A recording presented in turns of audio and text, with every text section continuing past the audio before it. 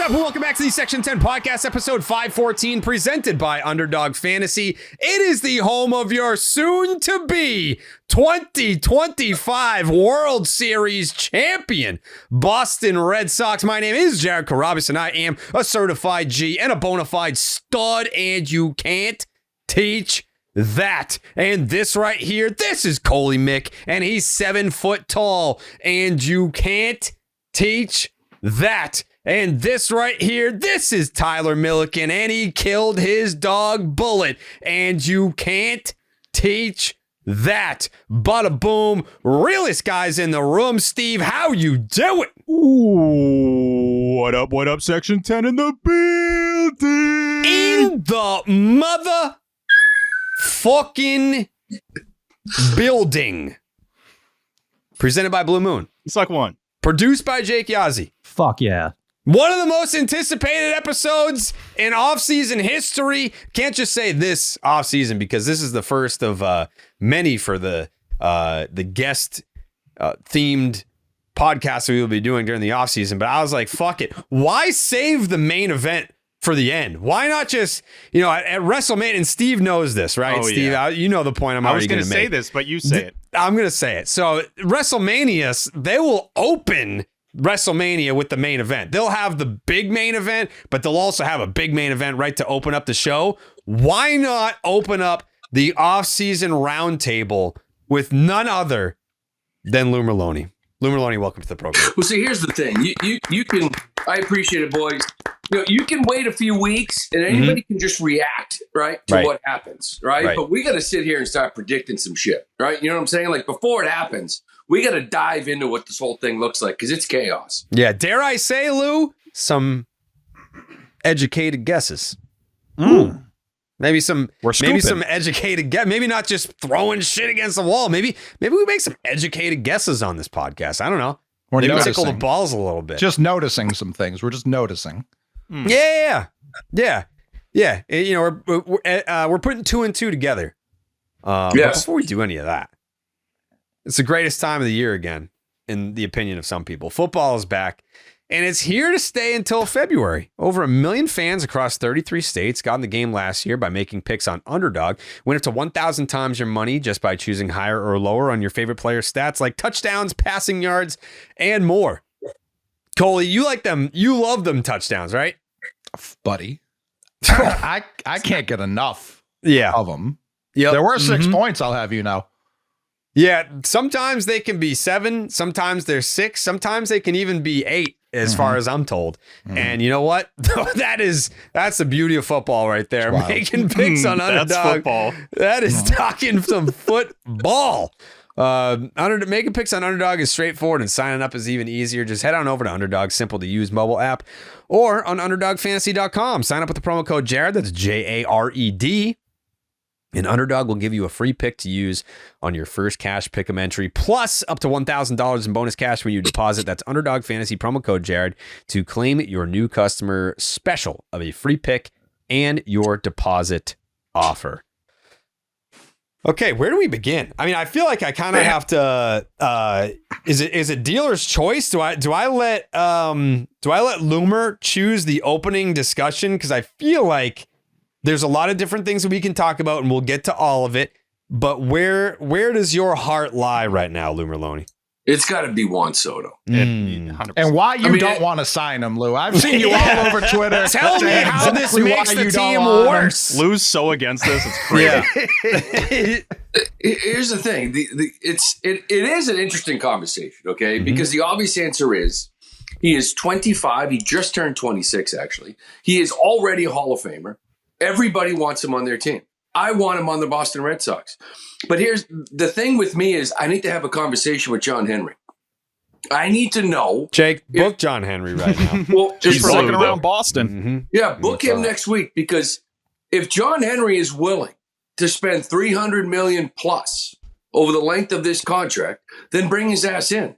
But if it's going to sit in that 260, 270 range, then we start diving into, are you better with Soto? Are you better with this free agent starter and this free agent starter and this bullpen piece and this right-handed bat? Like, what can you do for 50 or 60 million instead of giving it to Soto? But I tell you, if you're willing to go to 300, then who wouldn't want him? Like, he's an absolute pig. I don't care if you're left-handed or not, like all around the place. Like, he'll hit bombs all over the place. He's a Hall of Famer for the next 10 years in your face. I know Coley has mockingly made this point before, but it's crazy how like Coley sarcastically made this point, knowing that there would be actual people out there to have this take. There are, and we're not going to name any names here. He's left-handed, Jared. Oh my God. There are actual people on the internet who are saying, love the player, but he hits left hand. He doesn't fit. He doesn't fit with the Red Sox. That is, I mean, people that I like, I've seen have this take. People that I like that are really questioning my loyalty to them as friends have said this, and it's making me really question whether or not I want these people in my life still. Yeah. Well, David Ortiz, I mean, Ted Williams, they really struggled. You know what I mean? Ortiz just literally left. Like, what? And I even joked about it today. Like, if there was, it's perfect. The guy's got so much pull side power. It doesn't matter if there wasn't a fence in right field, he'd still hit homers. You know, and he could hit, we've seen him hit the ball out of left field. That's like a flip of the wrist. Like, just flip it out there for this guy. Like, he's an absolute monster. Yeah, you're too left-handed. Here's the thing. Sign Soto, keep Devers, trade every lefty if you want. Every other lefty if you want. So simple. Doesn't matter. Like, prime LeBron James is available. We've already got 2 forwards. Where would we play this guy? We got no it's spot the for him. stupidest fucking thing I've ever heard in my life. Like, we're 2 left. Trade the other ones. Don't trade the other. You play half your games on the road. What are we talking about? You have the shortest right field down the line in baseball. What is anyone talking about anymore? Thank you. It's insane. It's insane. There's a lot of takes going around as far as Juan Soto is concerned. A lot of them bad. There's a lot of bad takes out there. So let's bring some levity to the situation. Let's paint the picture for these folks. And I'm not saying that we know everything. We don't know everything. I think we are starting to get more information, which is nice. So I'll begin. Let me begin. Go ahead. Because I don't remember exactly when this was that we had a discussion on this particular program where I texted someone, because I think we just brought it up during the season. This was like August, September that we had the Juan Soto discussion. Yep. September, we were like, all right, fine. The Red Sox are out of it. Fuck it. We waved the white flag. Let's talk Juan Soto. Let's just have the pipe dream conversation. And I had texted someone where I just wanted confirmation. I was like, in your opinion, is it like, where would you put the Red Sox chances of signing Juan Soto? And this person in the know said 5%.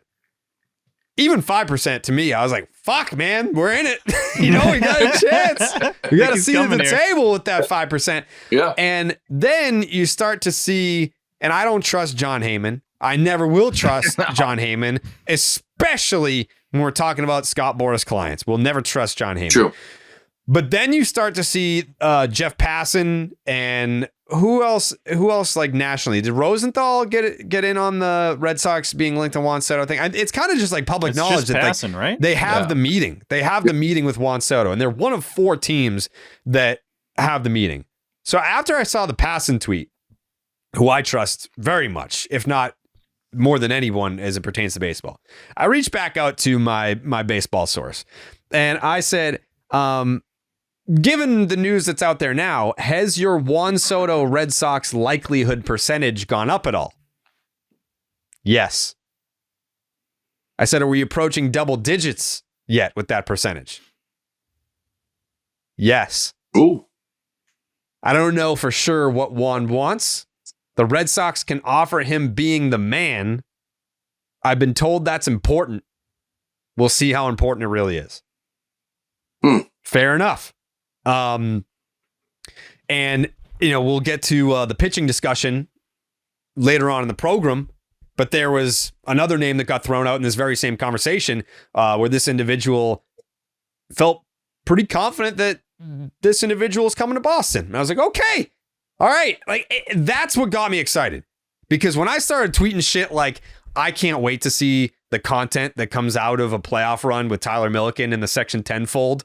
That is going to feed families seeing Milliken as a maniac at Fenway Park during the postseason.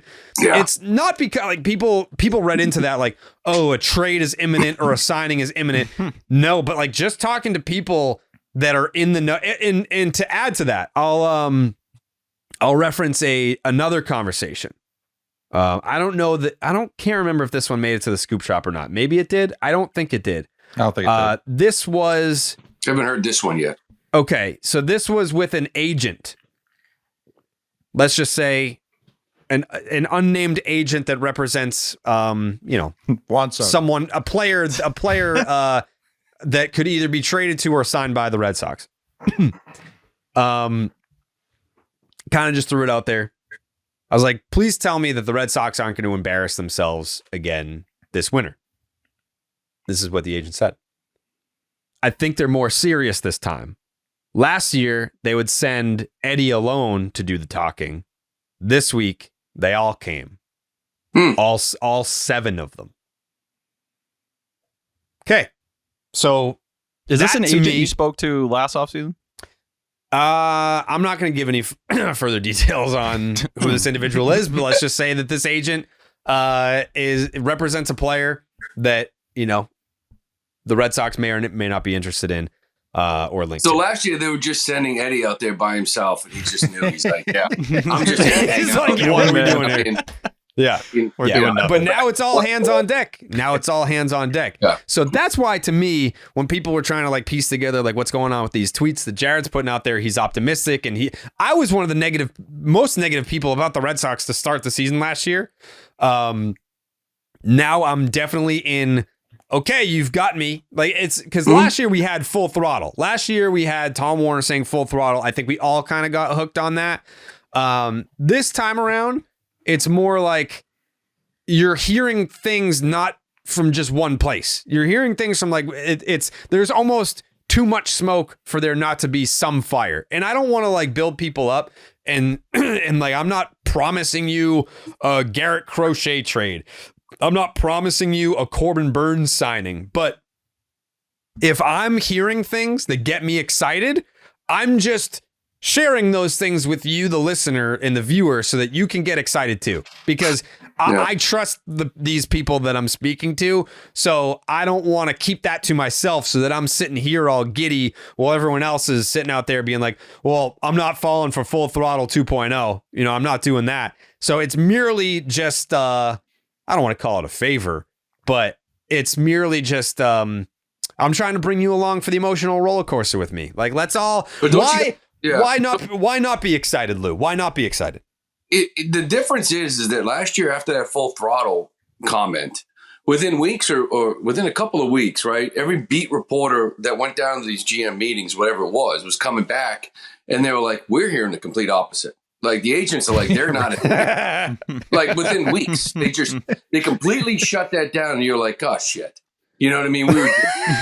This year, it does feel different, and because now, they were talking the whole last struggle, right? They were mocking like, the last dance. So like, this is the last struggle. Like this year, that's what Cora was talking about. And Sam Kennedy had said it at one point, but I can say this, I had heard at the end of the year that like ownership was excited about this young core.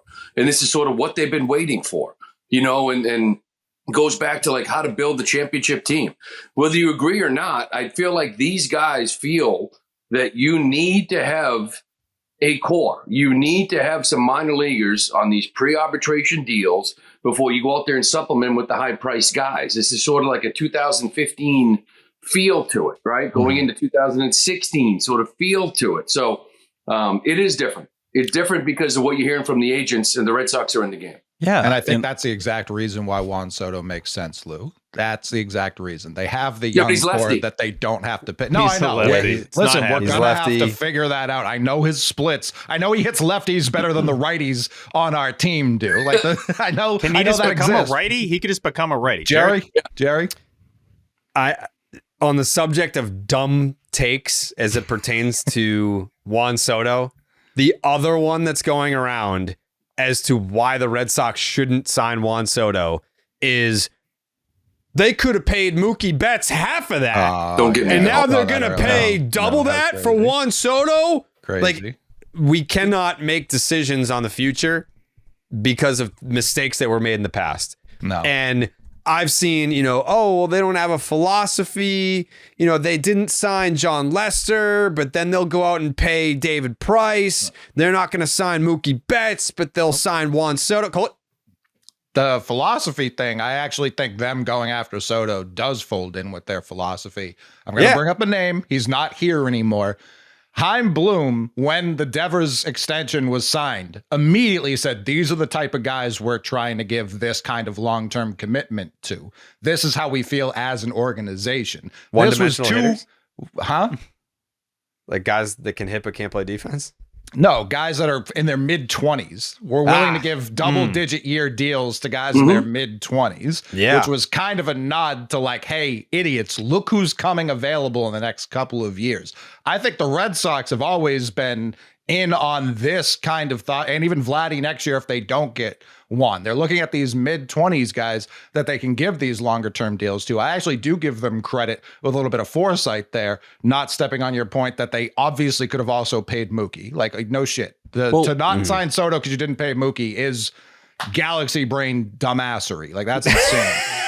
That's where you go and you say what you will. Like, you go back to 2018 and in terms of free agent contracts, Yoshida and Story are the only ones that have been handed out that are over 40 million. But it's why you saw they offered 300 million to Yoshinobu Yamamoto. He fit into that. Why did Craig Breslow go to Japan to scout Roki Sasaki? It's the same thing. They all fit into that age bracket and kind of where they dream. And like Coley said, that is the whole Juan Soto thing. If there's a guy you're willing to kind of extend and do this for, it's him. It's the same way to me, and I know you feel differently about it, Coley, but Garrett Crochet, where you have a chance to trade for that guy in his mid-20s and extend and have him locked up for a lengthy stretch there. I think that's where some of the logic for those people who are into that deal are going as well. You don't want to pay the 30-year-old pitcher? Well, hey, go pay the guy who's turning 26 years old if you believe he's going to be that talent. My issue with Crochet isn't Garrett Crochet. It's what we were told the package was around the trade deadline. Since then, Sean McAdam has spoke with relative authority that package isn't even close to what it's going to have to take, and that it will, like Willie Abreu can lead it, and you're talking about prospects 6 through a 10. That's changes the math entirely. Yeah.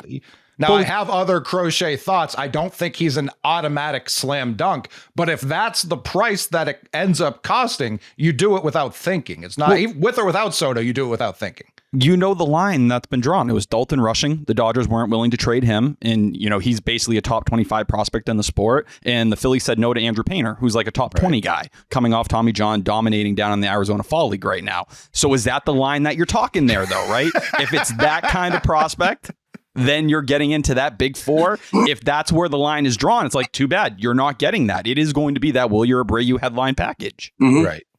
I think Crochet's the guy, to be honest with you. And maybe because I heard somebody nationally had told me that they're worried because Dave Dombrowski wants him. So it's sort of like, does that raise the price of Garrett Crochet? The numbers are through the roof with this guy as far as swing and miss, like what he can be. It's just like, to me, that guy makes too much sense. He absolutely makes too much sense. But getting back to the Mookie start of it, like the whole thing, like it's ridiculous. Like you screwed up the Mookie Betts, okay? But I do think that was about timing. I think if Mookie Betts was a year away from free agency on this team, I think they would have extended him. 100 with this team right here, with this young core moving forward, they would have extended him. But the timing, they had an old team turnover. They let this guy go. So some people feel like they actually want, not Red Sox fans, but I think there's some people out there that want Mookie to turn into Babe Ruth.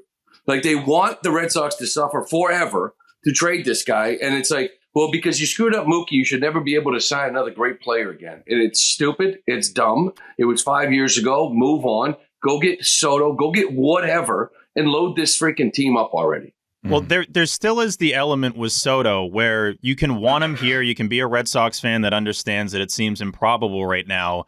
But you also got to look at what they just gave Rafael Devers and how they almost needed to be convinced to sign one of the greatest players in their team's history to the biggest deal in team history. You would now have to basically pay 3 of those contracts to have just Rafael Devers and Juan Soto on the team. Again, Juan Soto should come here. I would love if he signed here. I'm not saying anything against that. I'm just saying for John Henry to go from needing to be convinced that Rafael Devers should be signed to that contract to now paying double that just to get Juan Soto here is a big jump to make from the long then shot, to here. Right? No, of course. I think that's a very important part of this too. Like, a lot of people have been asking us, leading up to this show of like, oh, I hope the guys are like super into it. I wonder where should my excitement level be? The excitement level should still be low. I still think, not even just to protect ourselves. Like, I think the excitement level for Soto coming here should still be low. Them having a meeting and setting up a meeting with Juan Soto is like the base. Like, that's like the first thing you should do. He's one of the greatest players in the history of the game. You better set up a meeting with him. Like, that better happen. Sure. So don't be too pumped right now. But, you also got to look at it like at least they're having the conversation. We have a lot of talks in here. Jerry? You gonna bang this guy? Wait, what? I'm not. Again, I want Juan Soto here. I'm just saying, you got to set realistic expectations for where our excitement level should be. Isn't it sort of like the order in which they're meeting? Like the Blue Jays, to me, have no chance. Right. And then the Red They're Sox, trying to make it for Ohtani last year. and then it's like Yankees and Mets. Like, again, like I feel like the Red Sox. The question is like, how much money is you willing to defer? You know what I mean? Like zero. I was gonna say zero. Yeah. Yeah. I had this thought, and I don't know if it's legal. I think Tyler's the only one who would even know the answer to this. If they restructured Devers and gave him one extra year, could they defer? It would basically be a new contract. Could they defer not all of that, but could they defer a chunk of that to make some space, because it would technically be a new deal? That was my thought. That would be something like the Players Association. Yeah. As long as he's getting more money, they don't turn those down. The whole reason, when A-Rod was coming or accepted the trade here, that they turned that down. He was giving money back. As long as he's getting more money, I don't think the Players Association would care. I think they would look at that as less money because it's deferred, right? Like future earnings compared to today. But you're adding like a year. Ohtani's deal isn't really $700 million because it's so much is deferred, right? It's 461, like right? Like, you know what I mean? So if they had Devers defer it, they would say you're actually making less money in the long term. But I think as long as that last year is enough money to make up whatever that is, to keep that AAV down and to also defer it. That was my only thought in terms of deferred money. But Soto, I think if he was cool with deferred money, he'd still be with the Nationals, honestly. But Steve Cohen's not going to defer anything. Like, No. you know what I mean? He's not. No. He's just going to be like, here it is, $650 million, whatever. Screw the polar bear. We're bringing in Soto. Like, Well, this is where I don't know that if you add a $50 million Soto, it is that much of an albatross. Even if you just look at the Red Sox right now, what are they, Tyler? 60 under the CBT? Yeah. So you're 60 already. Obviously, that's 5/6 of 66 that. I get that. technically. In 3 years, you get roughly 40 with Trevor Story and Masataka Yoshida coming off the books. So that's almost Juan Soto right there as well. And now you're bringing up Christian Campbell, Roman Anthony. You're getting those guys who are actually lowering your team's cost. So I do think if they're willing to pay the tax for 1-2 years, Which they have done in the past. They have done in the past, for sure. If they can just do it these next 2 years or so, because Yoshida with 1 year left on his deal, everyone's taking that. Yoshida with 3 years on his deal. Worth $2.5 million anymore. There's an extension there if you go out and get that guy. Like if Casas is still But there. what do those first years look like? I mean, like well, that's what the those. AAV is. Bayo last year was technically 10, even though he made whatever it was, Rafaela like $2 6 million. Yeah, which again, those shouldn't matter. That's the Rafaela deal is kind of like the sneaky little thing. You notice how no one's mentioning moving him? It's because they gave him some extension that they really didn't need to. No. You know what I mean? Like we keep talking about moving Abreu and should you move Duran? Like Rafael is like unmovable because nobody wants to pay actually going rate. They want to pay pre-arb numbers for a guy like Cedar Rafael, and the Red Sox made him a going rate guy by giving that extension because they paid for defense. I like the player, but it was really unnecessary. That's why in like a perfect world for me, right? Like if you were to get Juan Soto, like I'm keeping Jarren Duran, I'm putting Roman Anthony in right field, and I'm telling Cedar Rafaela to enjoy being a utility player. We'll get you out there. You're going to play a ton of center field. You go play second or short, because I think ultimately where his bat is at, I think you're hoping it becomes league average, but more likely than not with the chase and everything, and this year showed it, it's probably going to always be right like around a 90 OPS plus if everything clicks right. He's going to need to tap into the power if he's going to go anywhere because the OBP skills aren't there. But wouldn't you argue having Rafaela patrol center field every day is made a lot easier on your offense by having Juan Soto? Yes, I think you could also go and argue, though, having Jarren Duran in center gives you a chance to be this super team that could go head to head with anybody. Yeah, and I would say, like, Rafaela kind of out of the mold of Mookie. Like if you had me those three players, I'm putting Duran in center field, Soto in left, and I'm telling Cedar Rafaela to play right field like Mookie Betts. Like it's Fenway Park. You need two center fielders. Duran's Definitely, fine 1,000%. Yeah, he might not be as good as Rafaela, but I want Cedar in right field in that outfield. And then you go plus defense. It's sort of like the defense they have right now. Like if Rafaela was in center with Abreu and Duran, it's all Gold Glove. Sure. But offensively, you're missing something, right? And that's why I think people are looking at Abreu going, maybe he's the odd man out. And I think Roman Anthony plays a huge part in this. We project him to be better than all of the people already on the team. Even defensively better than Duran, at least at first. Whether or not he reaches the season Duran just had, different conversation. If he's better than Duran, God bless him. But I'm not ready to go there right now. I think they're banking on that. The totality of Duran, for as great as he was this year, career 10 WAR player. If Anthony doesn't put up 10 WAR in his first 4 years, they should have traded him right now. That should be the bat that carries, though. I don't think anyone's ever expecting Duran's become an elite defender. That's what he was in center field this year, and going back and forth between Steamers does not have kind projections for next year, Duran, offensively or defensively. And I share the same response I had on the Sox Prospects podcast. That feels unfair. Duran's a perfect example of first impressions, right? You can never get him. 1,000%. And everybody looks at Jarren Duran. They don't believe in him. They just don't believe in him because they remember what happened 3 years ago. Last year, he was a great player.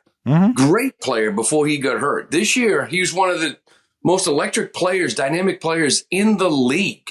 If Roman Anthony is Jarren Duran, what he was last year, then God bless him. I just think Duran, people underestimate him because nobody believes it. Nobody believes it's real. They saw him year one. They think it's going back to that. And I don't. And I'm not saying you extend him because I think you have him for 4 more years and you don't have to. But I'm just saying, maybe you tack on 2 more if you want, but you don't need to. You just ride this thing out and see where he is in 3 years. And at 32, 33, we'll deal with it then. But I think people underestimate this. Without Jarren Duran, this offense sucks. This year it would have been terrible. I agree. And even next year, you need a leadoff hitter that does this to teams. He's a freaking psycho. No one else is doing what he's doing. See, that's a huge part of it with Duran. And Coley, I know you're not like you want to ship him out tomorrow, but he's one of the top guys you're okay with trading. I think that's the exact guy, especially with the control you have, that you keep here and you build around. And you still can do that. He wouldn't be an outfielder I'd want to get rid of. When he's not building around a guy you're not extending, which even Lou just said you're not trying to extend. Part of what you're building is probably a better way to put it instead of building around. You're trying to at least keep this thing moving towards the playoffs and hopefully the World Series. Duran's absolutely a guy that would be on the roster that gets. If Jarren Duran was 28 years old right now and you can get him for 4 years, $50 million. Holy shit. It's a steal and a half. Yeah. You got him. I don't like turning every player into an asset, although we do agree there is a log jam. So I look at it. Wilyer Abreu, when I started talking about trading outfielders, I didn't think Wilyer Abreu and fucking Connor Wong could fetch you Garrett Crochet. So that was a big part of my calculation. Duran, for all the reasons you just listed, I believe is tremendously valuable. And when me, a guy who does believe in a lot of these prospects, not all, but a lot of them, to me, that's where, all right, if I look a year ago at November last year, what could Jarren Duran have fetched me in a trade? Not a lot. People weren't exactly banging. We're talking about maybe Ha-Sung Kim, maybe an expiring utility. Dylan Lesko. Maybe. Yeah, exactly. Maybe those kind of guys. Right now, I don't think you have to attach a lot to him. And that's where it's just whether or not I think he's going to regress in the immediate future, which I don't, but long term, if I'm not going to extend this guy, and this is the peak of his value, we've almost been handed a do-over for not trading him 3 years ago when people were very out on him.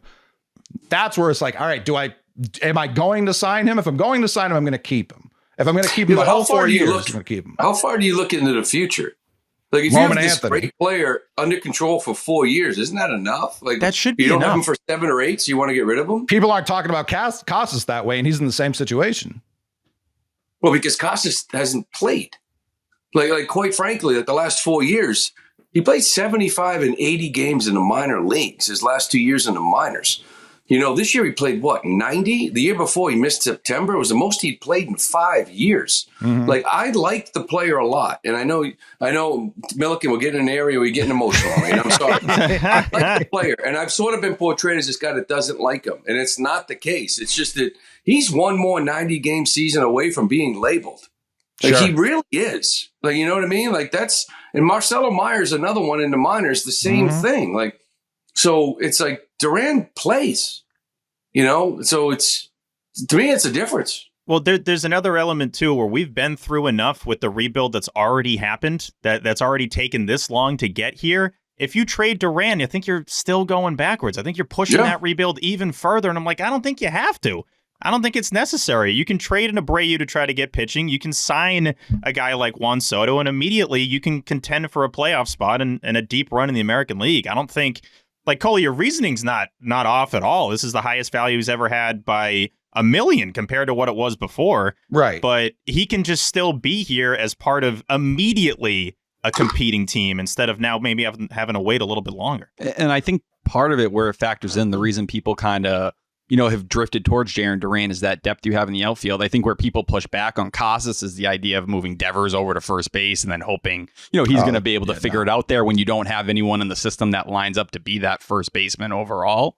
But I think for Jarren Duran, the other thing is, beyond what's on the field, I don't think it's any mistake that anytime Alex Cora talks about leadership, Duran's the first name that's coming out of his mouth, in the playing style as well, which is something Cora for years, I just want to play fast. I just want to play fast. That's the kind of game I envision. When he says Jarren Duran is the perfect player for today's game, the perfect, kind of chess piece you have on the board, I think that means something to how he views the roster and how he kind of wants to piece this entire picture together, because clearly no one's a bigger Jarren Duran guy than Alex Cora. And he was that guy before he broke out, when he was down on the Puerto Rican Winter League saying, this guy's special. He is different. Like, wait till he figures it out here. I do also believe there's a huge part of just like the situation with the Red Sox and the roster they have, where there's a bigger void at leadership than like maybe, I don't want to say any other team in the bigs, but there's just a way bigger void there than you would have it's a on selling your point to average Juan team. Soto. No, 100%. He could be the guy. He could be the dude. And like Jared said, though, like that's a big point with like the be the guy. That's a huge selling point. Clearly, we don't really have the guy and like the leader right now, and he could absolutely Rob be Refsnyder? Or outside of Refsnyder, of course. Respect him. Outside of Refsnyder. Like, you can't use it as a selling point for Duran and then be like, we have a huge void here. That's where it's like those. No, I know. That's why I think there's a give and take. There's a give and take. But the thing with Soto too is like wanting to be the man. Like, he's the man anywhere other than the Yankees and LA. I think the Mets will always be Francisco Lindor's team from a public perception. I don't think he'd be the best player, but I think publicly, like, Francisco Lindor's seen is the leader, the recruiter, like that kind of role throughout. Maybe. But hey, Juan Soto goes there and wins you a World Series, the conversation probably changes. And getting back to like the Duran and like the Roman Anthony thing, like, listen, I it's funny because I've always been like, I could trade anybody. And I've had many people after I said that reach out to me and been like, you're not trading Roman Anthony. You're just not. The dude's an absolute stud. But what you're talking about is like, maybe that's just like I said, the player where I'm like, once I see a guy do it in the big leagues and who he is as a player, like, I'm sticking with that guy. Okay. And the kid that's coming up to the minor leagues, you're talking about a kid that basically we've hyped up to the point where if he's not an MVP candidate, he's a disappointment. And maybe he will be one. I have no idea. Nobody does. But if he's just a big league player, then it's like, and you give up like a kid that is like doing what Duran did last year and really the year before. Like, to me, it's just, I can't do that. And maybe Anthony is. Maybe I said the same thing about a guy like Mookie Betts when he was in AA and AAA, and Alex Spear was going nuts about the feats of Mookie. But it's like, I still, when I see it in the big leagues, I want to stay with that. Because I get it. It's a tough league. The league's make an adjustment. What happens if all of a sudden you're like, Jesus Christ, Roman Anthony can't hit a fastball up. Holy shit, he can't hit a breaking ball. Man, he can't hit lefties. What did we do? Right? Like, I got to see it first. Explain to me. Roman Anthony has a superstar name, which it matters to me. Very important. Very important. Like Duran Mookie does too. Betts, Duran's got a marketable name. Jarren Duran. But like Mookie Betts is a superstar name. Roman Anthony is a superstar name. Tremendous. Like, if his name was like Burt Cabbage, I'm even more in. I'm way more in. That's a bad scout's eye. If his name, Bad scouting eye. if his name was Bert Cabbage, he's not like that. Yeah. That's the guy that you put in a deal. That's the guy where it's like, send him no one's immediately. taking Cabbage. You kidding me? That's the guy you bring in the bottom of the fifth when you're already down 12 runs. Bert Cabbage comes strutting out. For the Cabbage last is the 3 mop-up outs. guy, 3 100% innings. a mop-up Absolutely. guy. Cabbage is the guy that like bounces from team to team and He's just happy to be there. somehow finds a way to be the final Well, of he's the great in World the Series clubhouse. every year. He's great in the punching clubhouse. out. He's punching out in every postseason finale he performs in. Cabbage goes down swinging every time. He would have been traded by now. Let's just be honest. He would not be in the system anymore. If his name was Bert Cabbage. There's no chance. No. It's like, oh, the number one prospect in baseball, Bert Cabbage. Like, no, it's not. Like, No, it's not. Whoever's He's number 2, that- if it's close enough, you're flip flopping those guys. That was like when the Royals took Bubba Starling in the first round and he was like a top 15 prospect. I said, this is a great SEC name. This is not a Major League Baseball name. Like even Bubba Chandler with the Pirates, I'm like, I got my eye on you. But like, I don't know if this is going to play at the big league Will they level. pitch at Ole Miss? Right, exactly. That's exactly where they need to go. Yeah. Can we be honest here? The big four all have really good names. There's Christian no duds there. Campbell. Yeah, Kyle Teal. Marcelo Meyer. Let's yeah. go. You gotta say him like Alliteration. that. Of course. Even Yeah. Braden Montgomery. That's a great That's a baseball good one, name. too. Montgomery. Yep. Yeah, Roman Anthony. Imagine Let me ask Breslow. you, Like, how am I Bert supposed to deal these Cabbage. guys? Look at their names. I See, can't deal these guys. Can't. This is where I feel bad for like Chase Mydroth. I feel like Chase Mydroth's name is holding him back in life. Yeah, He's it gone. only like honestly, it's because of you. Like that's Doesn't you help. say it a lot, and it pisses me off when you say his name. Young Respect Chase base Mydroth. machine. Thank you, Yeah. Lou. Thank you. Yes. 437 OBP. Milliken, I'm kind of curious on your thoughts on this. Like the big four? Which Is it a one? big four? Yes. Oh, it's definitely a big four at this point, without a doubt. It's not a big two? 2. I think there's tiers I to thought it. I 5. don't disagree. I think it's Roman Anthony and Christian Campbell in that very top. I think Yep. then you drop down 6. as Marcelo Meyer, and then there's another tier for Kyle Teal. Yeah, and that's how I kind of described it at one point. I actually think it's a big, I turned into a big two. You know, not that Meyer isn't a great player, but I mean, like we said, he's got to stay healthy. I think there's got to be, you know, there's some strength involved there. He's got to show it. Like, you know, we talk some of these guys like that have like drafted the same year, got to the big leagues and the great players. And it's like, well, yeah, because they had a full year at AAA and they monstered it. And then they went to the big leagues. Like Marcelo can't get through a year. And because of it, I think he's dropped down a bit. And Kyle Teal, I think, is, you know, great prospect. I know they like him a lot. I know baseball likes him a lot. But I do think there's some extra credit there given to him because of the position. Correct. 1,000%. You know what I mean? Like, I don't know if he's – now, Adley Rutschman had a bad year this year, but I don't know if he's like Adley Rutschman. You know what I mean? No. Like, I don't know. I think he's going to be a good catcher in this league. And I think there's, you know, he's described to me as like a high floor guy. I don't know. Like if a there's Jason Kendall, right? Exactly. Like it's someone who's going to Coming have out a of Virginia, good they bat. said Jason Kendall the entire draft. Yes. Like that, which is a great, like, had a 20-year career. Jason Kendall was in the league forever. That's sick. That's not like he was also on like 4 teams. Which is my way of saying the top 2 aren't going anywhere. The other 2, let's see what happens. You Yeah. know, in the offseason. Sure. That's all. Like, it's just you're trying to improve the ball club. That's all. And I think don't when you disagree talk with that at Campbell all. and Anthony, like the reason those guys are so strong is you look at their ability not to chase, how great they are inside of the strike zone. You know, Christian Campbell was talked about all year doing it back to his days in college. Mm-hmm. Roman Anthony gets to AAA. He strikes out 18% of the time and then walks 18% of the time. 20 years old. It's like, what the fuck, man? That's not even human. Marcelo Meyer, Right. credit to him. He cut the K rate down from 25% to 19% this year, but he's still chasing. There's the platoon concerns. And I think a lot of people are very curious about how long he's going to stick at shortstop. It went from, yeah, I think he'll be able to stick there throughout his career and be fine. Now it's more like, yeah, once he gets to 30, 31, you're thinking third base. The reason Meyer to me has been the one that's always a little bit easier to talk in trade conversations here, because first off, Connor Wong's defense is a significant problem that doesn't get talked about enough. You're going to need Kyle Teal to step up into that By role who? hopefully soon. You talk about it all the time. I felt talk like about it not all until the the time. end of the season did you hear anyone.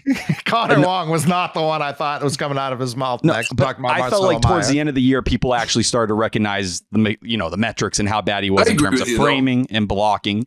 Yeah. Sucks. He got a Savant pass because of the hates offense. Connor Wong. No, I agree. I think you guys, you might have talked about it, but I think for the most part, if you mention his name, everyone's like, wow, he was awesome this year. And, you know, Offensively, he had put up some numbers, but I remember throughout the year, I remember talking to some people there, like, you know, on the road, like, hey, what's going defensively? Like these metrics, like the numbers, like 65 catches, he's 63rd in blocking, he's 64th in framing. Like it's and you know, the pop times are no longer 183, 185. It's now 1.195. You know, it's more league average or close to it. Like, you know, what are we doing defensively? This is a problem. And it's like, well, the way they measure metrics, you know, in framing and blocking, it's, you know, we don't agree with it and we think he's better than that. And it's like, well, it's a problem, you know, and you're right. Like most people kind of feel like he had a great year. And even, I think we were joking about it, but like his baseball savant page is as blue as the sea. It's gross. You know? It's sickening. He'll never repeat this season. Like, Didn't the whole staff have a better ERA pitching to McGuire? Not even Jansen. I believe McGuire had a better ERA, catcher ERA, and he's than young. Wong did. Yeah, he's new to the catching. That's the thing, right? Like it's true. Like people say that, and it's true. Like he's new to it.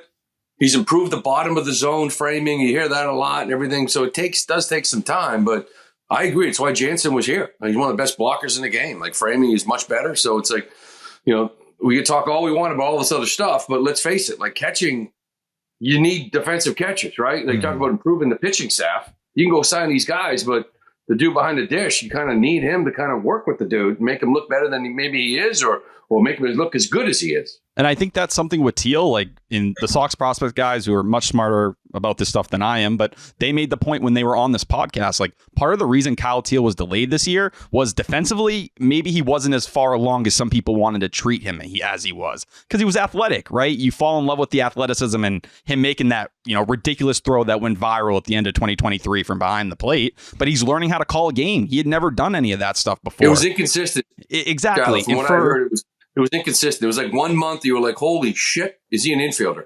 And then the next month you're like, okay, there it is. Like this is what it's a young player, right? In the minor leagues, first year in pro ball. It's like, you got to bring it every night. Like it's got to be that every night. So it's there, but it was inconsistent.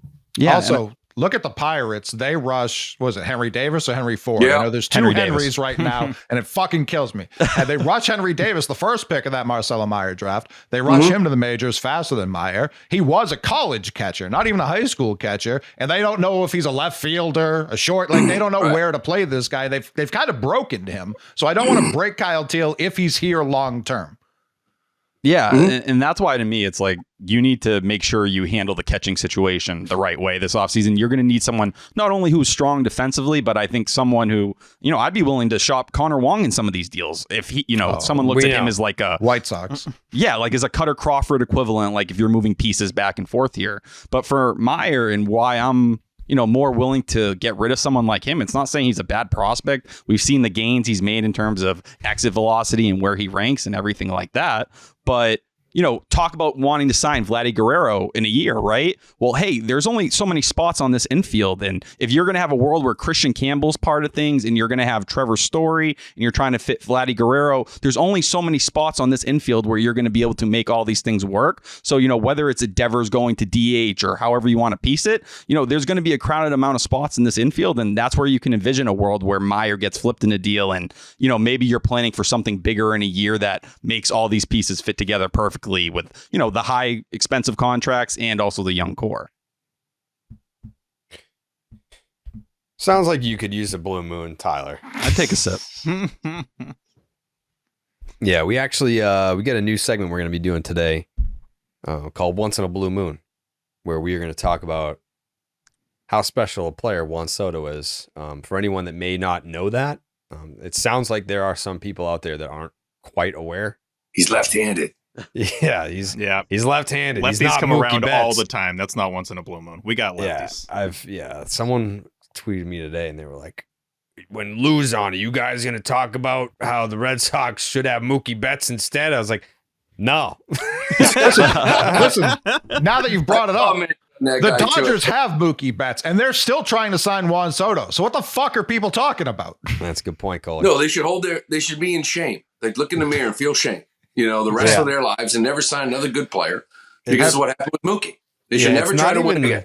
It's not even being like a Red Sox bobo by saying let's move on from the Mookie Betts thing. Like I'm not trying to cover up their colossal mistake. I think we all are going to sit here and acknowledge it was a mistake to trade Mookie Betts and not just pay him. but I'm not going to dwell on that for the rest of my fucking life. And if the worst thing that's going to happen, if the Red Sox sign Juan Soto, is people accuse us of trying to just, they're just trying to move past the Mookie Betts thing. Fine. Honestly, awesome job moving past the Mookie Betts thing. Like, this is an awesome, I admit it out you loud. got- That would make me move past it. If they, Yeah. that was my admission. Oh, you Was I- cooked us. We signed Juan Soto. What a bunch of assholes. We're trying to Damn it. move past the whole Mookie Betts thing. But you know what, Lou? Some beers can say that they're brewed for baseball. Mhm. But only Blue Moon is brewed by baseball. And I know that you know Great. this because you're a baseball man, born and bred. You've been a baseball guy your whole life. And beer and baseball, they just go together. And no beer goes better than the one that was literally born in a ballpark. Blue Moon was created at Coors Field in Denver, Colorado. It's the natural choice for opening day and all season long. You ever play at Coors Field, Lou? I did. How'd you do there? I don't know how I did there, but I loved it because the outfield was so big that Yeah. I was like a Punch and Judy. So like Yeah. I could just drop singles left and right in there. It was beautiful. I And know the why else you VPFL loved big. it. I know why else you loved it is because you could have an ice cold Blue Moon right after the game because the brewery is right there in Coors Field. Of course, that's why I loved it. That and the big outfield. Can we get Right. this game over with? I got some moons to slug. From its refreshing flavor with Valencia orange peel for a subtle sweetness and hints of coriander. Blue Moon Belgian style wheat ale is a one-of-a-kind beer that's made brighter. It's carefully crafted and full-flavored with refreshing notes and a smooth, creamy finish. Blue Moon was brewed by baseball to give you a dose of nostalgia and get you excited for the new season. Why strike out with the same old beer when you can get something that is one-of-a-kind? Its bold flavor, bright explosion of color, and iconic orange slice ritual guarantees a one-of-a-kind beer experience that is perfect for spring weather. Best served with its signature orange garnish to showcase its beautiful hazy color. A beer this good only comes around once in a blue moon. Kind of like Juan Soto, but you can enjoy it all season long. Bring the ballpark to you with Blue Moon Belgian style wheat ale. It's a one of a kind every time. Get Blue Moon delivered by visiting get.bluemoonbeer.com/Jared. To see your delivery options, that is get.bluemoonbeer.com/Jared. Blue Moon, made brighter, celebrate responsibly. Blue Moon Brewing Company, Golden, Colorado. All right, let's talk about Juan Soto being once in a Blue Moon type player here. You're a baseball man, Lou Merlone. You've been in the baseball media game probably at this point longer than like your major league career. Your media career has been longer, yeah? Yeah, I did sports radio for 15 years. I did pro ball for 15 years. So now there you go. 17. There you go. In your experience, player, media, can you think of a time that a player this good became a free agent at this age? How old was Bryce Harper? 27. Ooh, that's a good point. 27, 28, I think. Yeah, 27. That would be it. Right, that would be it. But I'll say this. Bryce Harper had more question marks at the time. There was, remember the back injuries, right? Like the injuries. Like it was just, there was a little more inconsistencies. And this is why, maybe why the Red Sox and John Henry's all about risk. There is zero risk with Juan Soto. He's all about risk, right? Like risk adverse, like 30-year-old pitchers, risky. This risky. Young, maybe Mookie Betts. I don't know. Small speed, whatever it is, fast twitch, risky. This dude, zero risk for the next 10 years. He'll be one of the top 3, 5, if there's great hitters that come up, hitters in the game, period. Zero risk. I am kind of going to be a dumbass and weigh some of the things that don't matter just to make me feel better. Mm-hmm. That being he's Dominican, and the Red Sox, if the Dodgers are going to be the place that all the Japanese stars go to, the Red Sox are kind of the place that the Dominican stars choose because of their lineage of having Dominican stars. Juan Soto grew up a fan of the Boston Red Sox. I know Tyler has tweeted about that at least 4 times today, just alone. Yep. Got to talk about it. And his favorite players growing up, he loved Manny Ramirez. He's like neighbors in the Dominican Republic with David Ortiz. Mm-hmm. So I think that like stuff like that matters a little tiny bit. Obviously, at the end of the day, you still have to meet the number.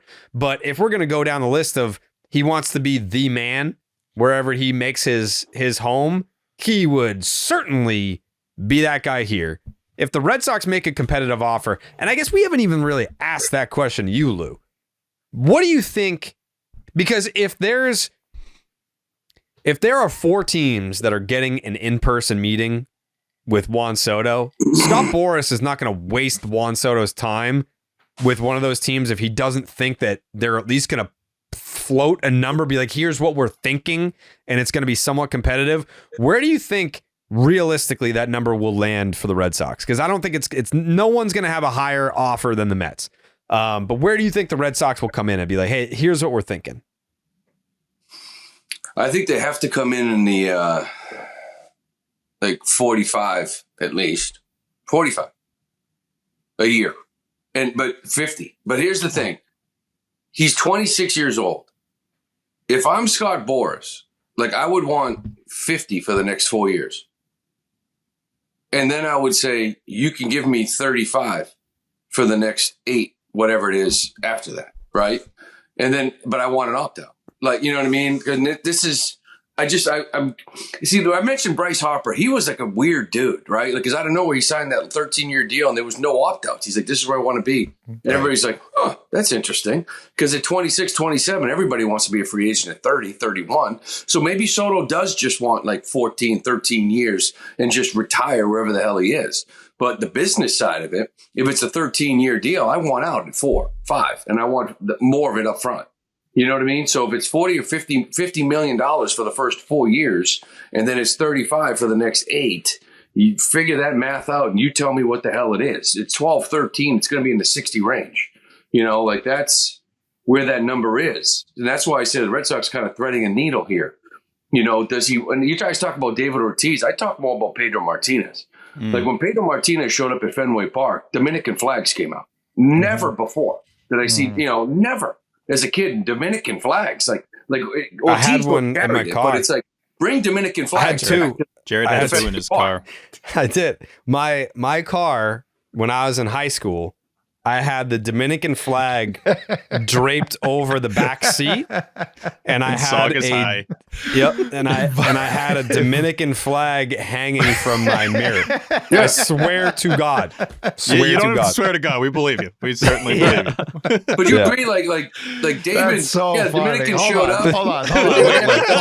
Hold on. You have Jared driving around Saugus and his like 02 Honda Accord lowered. It was a Double 96. spoilers. It was a 96 Chevy Cavalier. with Dominican flags airbrushed on the hood. The whitest kid you're ever going to see. That's so funny. Yep. That's a fact. That's a fact. That's a good visual. I do love, one's not going to cut it. We're going to need 2. We're going to need 2 of these flags. We got at least 2 on the team, 1 for each. 1 flag for Manny, 1 flag for Petey. When I played high school baseball, I had I bought Dominican flag iron-on patches and then got the 6-inch Franklin wristbands, and I ironed on the Dominican flag to my wristband. So I'm like a white kid from Saugus getting up to bat against fucking Lynn English, who definitely have like actual Dominicans on that team. They're probably like, what the fuck is wrong with this? Nobody dude? asked you? Are you Dominican? What's going on? Oh yeah, no. One time, when I was in the drive-thru at McDonald's, the dude that was giving me my cheeseburger, you steal this car? What happened here? He was like, "So what's going on here?" I was like, I gotta ask. Yeah, I was like, Pedro, Poppy, Manny, you know. You know, man. You know, those are my guys. You know. Yeah, they're my guys. Pedro fan, what can you tell you? Yeah. I stay in touch with those guys all the time. Those are my guys. All the time. They gave me these flags. Those are my guys. Yeah. But Lou, do you even think they gave me these flags? Do you think opt-outs are what can trump Cohen with the Mets, or is it totality of the offer? Because I think it comes down to totality. Yeah, I do. But again, it comes down to the player, right? Like Cohen might sit there and say, you know, we'll buy out your opt-outs. We'll make the whole goddamn thing like $50 million. You know what I mean? Like for 13 years, whatever, you know, or I don't know. Like sometimes the player would rather have an opt-out in 4 or 5 years and try the city out. Sure. You know what I mean? One of those things, and maximize his dollar for 4 years. And then the end of that contract, maybe it's a little bit less. So it depends. A lot of that stuff, I think, depends on the player. Again, I think when Bryce Harper had no opt-outs, everybody was shocked because at the time that was like the cool thing to do. And he's like, no, I just want to go somewhere and be there forever. So, but some players, not everybody's like that. I also wonder with Soto, and Scott Boras is going to want every accolade that comes with this deal, that money, whatever it may be, present day value. I think length is a big part of it too. Fernando Tatis, 14 years is the longest contract. Is he going to want 15 years? Is he willing to sacrifice a little bit more? But that total, that number is going to look even bigger at the end of the day, where, maybe you're starting to get really close to that 700, or he thinks he can get it just over 700 doing that. I think that factors into the equation as well, because you could have the longest deal ever, the most expensive present day contract ever, highest AAV ever. Like you have all these different kind of little accolades and titles Boras is trying to add to his wall and say, hey, I got that deal done. I think Soto wants him too. Yeah. Oh, yeah. Yeah. Too. Scott's looking for a W. Yeah, bad offseason last year. And if he's needing one badly. Like he took in the chin last offseason. They took in the chin 2 weeks ago. Right. That's what I mean. Yeah. Same thing with Paul. Garrett Cole took it on the chin. I don't put that on Boras. I put that on Boras. Boras was like, listen, you opt out, we'll get you that extra year, buddy. Fucking take it to the bank. Boras said, we're going to put the heat on them. Don't worry. The least they're going to do is pick up a year. If not, we'll go to free agency and get more. Next thing you know, they're like, yeah, no. Please take me back, please. But that's Cole's decision. He knew he couldn't get. Boras told him, you're not getting this on the open market, pal. I'm telling you that right now. I mean, for Pete's sake, it's. Yeah. But he's looking for a W. And he's got the player to do it. If he had Ohtani, he would have won. But he's got the player, and he's going to kind of ride that for the W. I think it matters a lot to Juan Soto to set records. I think he wants to be a record setter with this deal and be able to say, I have the longest one. I got the biggest deal. I don't know if he's going to top Ohtani money. Dicks? I have the longest penis and the longest contract. Yeah. I think that's what he's going to say after this. Brother. But I agree completely. 1,000. Yeah. I think that's what can win it, because Lou brought up the order in which the teams are meeting, and the Red Sox have been reported to yank on him. Okay, Jesus, Dallas. Red Sox would be 2. I do think Cohen. Everyone talks about Cohen like he's getting infinite money. He does, but he's shown to draw a line. Carlos Correa signed with the Mets.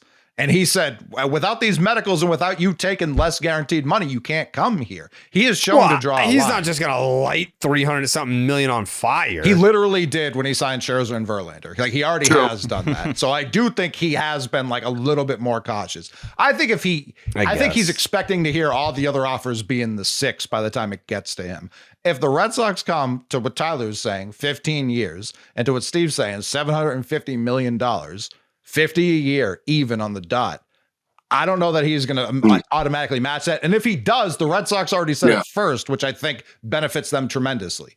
And Lou, you had alluded to this earlier. This was one of the first things that I noticed when this report was put out there, that the Red Sox were second in the order of meetings, and then seeing that the Yankees and Mets are after them. How much of that do you look at and say, oh, that's 100% a leverage play? Just all right, we're going to have this meeting. What do you guys? Okay, now we're going to go to the next ones where the big boys play that are actually going to potentially get us to $700 million versus the Red Sox meeting being really legit. I mean, of course, it's legitimate, but versus it being one that they leave saying you might end up in Boston. Yeah, I think the order, says a lot. You know what I mean? Because it's sort of like, okay, Toronto, honestly, you got no shot. Like, honestly, you know, shot. Like, you want to be the face of a country? That's he's not going. He's the face of the Shohei didn't want that shit. He's not going to Toronto. Just like Shohei's plane ain't going to freaking Toronto either. So, Boston to me is like, I think the only reason why John Henry's actually involved in this is, again, risk adverse. Like, he hates risk. This is how this whole guy's life has been. This is the least riskiest player in the history of the last 10 years of baseball. Oh, yeah. Like, even Shohei was the one of the riskiest players, to be perfectly honest with you. He was injured when he signed. Yeah, it's like, am I paying for a DH? And older. Yeah, am I paying for a pitcher, a DH? Am I paying for the unicorn or just a DH? Then, of course, he just trumped everybody and said, hold my beer, and won an MVP as a DH. So he's just a different bird. But I'm just saying, this guy has no risk. But they will hear what the Red Sox say. I think there'll be some deferred money. There'll be some whatever it is. You can be the man. And then the Yankees will come in and probably trump it. And the Mets will say, whatever. We're going over everything. We need you in New York. We want to piss off the Yankees. And I do think the Mets will money on fire because the way they handled Verlander and Scherzer's contract afterwards. It was awesome. They handed out the money afterwards. They're like, fuck it, we'll eat it. That's why their payroll looks like what it is. Better prospects. That's why it's a $300 million payroll. But exactly, it's a $300 million payroll. They weren't expecting to compete like they did this year, but still they were able to sport a roster that, hey, we get into the wild card, we'll throw some money to JD Martinez late. Fuck it, who cares? Like, he can probably help us get to where we want to go, but that was what they were willing to do. That's something, I think people wish the Red Sox were more willing to do at certain points, was just flex the financial muscle as hard as you can, and you can be in that conversation to some degree every year. By the way, that's a good point. But that's also that's not lighting money on fire. I strongly disagree with that. Adding David Price to the Mookie Betts trade is lighting money on fire because now you're getting dog shit back in return. They didn't get dog shit back. They got Doogie, baby. Luis Angel Acuna was like one of their best players down the stretch. Like they got Doogie. You didn't hear? Yeah. Right. That's what I mean. Like the Red Sox lit money on fire attaching Price to that. That's not, I wouldn't say that's what the Mets Dude's on a Red Sox To me, podcast, them eating that and keeping that on the books, though, that's a financial flex no other team in baseball is doing for both of them. At the same time, after committing as much as they did, thinking, hey, we're about to make a serious run at the World Series. But that's what the Red Sox have always done, though, too, right? Like every time they've won, they've always eaten contracts, whether it's like Pablo and Hanley and Price and all. I mean, everybody. They're still paying Manny. They gave away, I don't know how much. They've eaten money. That's deferred money, though. Sure. Like Pablo Sandoval at the time was the second most amount of dead money on a contract in history, next to Josh Hamilton, and he's a crackhead. So, I mean, the Red Sox are one of his problems. Yeah. The Red Sox are capable of making Juan Soto an honest, generous offer. I just think at the end of the day, we can talk about, he wants to be the man. He loves Boston's Dominican lineage, all that stuff. But at the end of the day, I think he's going to take the most money, and I don't think that's going to be the Red Sox. Steve? Considering the once in a blue moon element of all of this, just wanted to say a couple fun facts here about Juan Soto. He's got the best OBP in baseball since his debut in 2018. He won a World Series at the age of 20 and had an 1178 OPS in that World Series. One of the most intimidating hitters in the history of this game. He's on pace to be just the third Dominican player ever in the 600 home run club, joining Pujols and Sosa. And he's 100%, as Lou has alluded to, and as we have alluded to over the last, 2 months now. He's a Hall of Famer. He's already a Hall of Famer. So, yeah, that's a once-in-a-blue-moon kind of player, Jerry. Yeah. Are you guys letting yourself, emotionally get involved yet? Or no? Or you? No, not that much. No, not with Soto. Not with Soto. Not when it's just at meeting level. No. You're out? No. I'm just like emotionally, I can't wrap my head around that because if I do, it'll take over. Leaving. Hey, my wife will hate me because I'll constantly talk about Soto. So right now I'm like, there's no chance. But if I get a couple more texts from Jared, like I'm going to start getting fucking emotionally involved. You want to talk scoop shop? You saw who I was on FaceTime with today. Yeah, that's what I'm waiting for here. I'm waiting for some of this. Listen. You saw who I was on FaceTime with today. So. I got a text outside of Scoop Shop that said the Sox are in huge with Soto, and I'm just like, I'm not doing this. I'm not going there. I'm not. Well, wait the fuck up, Lou. You about to boot him? Whoa! We're an hour into this conversation. I was just bringing this up here. Both of them. It's both of you, Jared. You're not innocent either. Shut the fuck up, Tyler. Fuck you. Listen, you have to speak too. You're gone. No, he's gone. That was crazy. Tyler's gone. That's for Tyler. But Lou's on trial right now because the scoop shop is a two-way street. And I'm dropping all the scoops in there, and you just dropped a scoop on the pod, which we appreciate. But I mean, fucking heads up in the scoop shop would be nice. I will say, in defense as Lou's lawyer, it was 45 minutes ago. Okay, that's fine. All right, see, that's important context. All right, completely he's off trial. innocent. I trusted you, Lou. He's innocent. Yeah, he's innocent. Free man. Yeah, he's a free man for a while. No, you're about to join the one suspension club. You don't want to be in there. Hubbs is in there. Passon's in there. Jake was. I thought you were going to say the Rizzler. Jake was on trial for a hot second. Can you repeat? Can you repeat the context of this message? Interesting today. Just got a message saying, "quote Sox are in huge on Soto," And it was like, it was started the whole thing. I'm guessing you're hearing the same buzz about Soto, Chase, being very legit, question mark. I said, I am, but I'm not getting emotionally involved. Okay. So, all right, let's talk this out. Let's calm down. Let's calm down. They are. There's blood flow right now. There's fucking teams meeting with this guy. One of four. Every team in baseball is getting a meeting. They're one of four. It's just that I think they're a distant third. And the Dodgers are not one of them. Yeah. That's important to note. The Dodgers are not one of them. But is it one of these four or like awesome? You have a 4-team meeting. That's awesome. That's fantastic. By the way, Dodgers. Hey, by the way, I know you had your cute little meeting with everybody. Can we have another one? Were they going to say no? Padres were going to say no? So I'm just I don't know. The thing with the Dodgers, I don't think enough people have wrapped their head around. They could end up paying Shohei on their books. Shohei, Sasaki, Soto, and Yamamoto roughly $80 million per year. Like that. If Soto gets 50, they would be at 80 with all four of those guys. They could easily add Mookie and Soto. Freeman got deferred too. Right. So they could add all those guys for $120 million, which is right. Not enough people are doing that math. This feels illegal. Crazy. And go figure, out of all the superstars that the Red Sox have even a remote chance to sign, it's the one guy that's deferred money, fuck you. Everyone else is oh yeah, for the team, yeah, I'll defer those payments. Mookie, Freddie, Shohei. I mean, we all know Sasaki's just gonna make $3 an hour this season.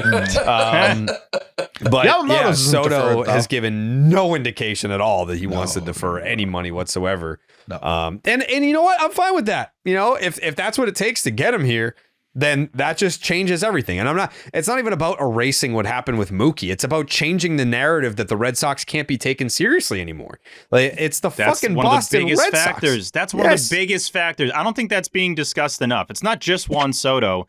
If you want to be looked at as a serious team, make a move now. Make a move within the next couple of weeks instead of just having all the agents say, "Oh, they're talking, they're really interested." No, be aggressive and actually make. Not only does that show your fan base that you care, that shows a guy like Soto, yeah, we're going for it immediately.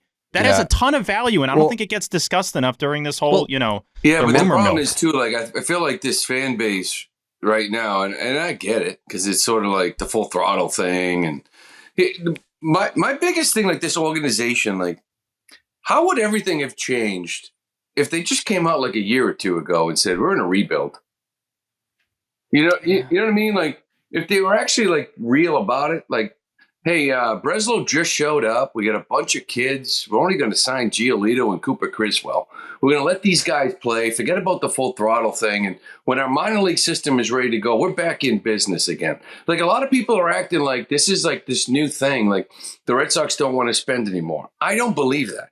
I believe that the Red Sox agree or disagree that when they feel like their organization is in a healthy place with the minor league core or young players in the big league roster and the core possibly coming up into the minor league system, they will spend. They will be a top 3, top 5 spending team in baseball. But John Henry is going to sit there and say, can we win? No. Well, then I'm not going to fucking spend.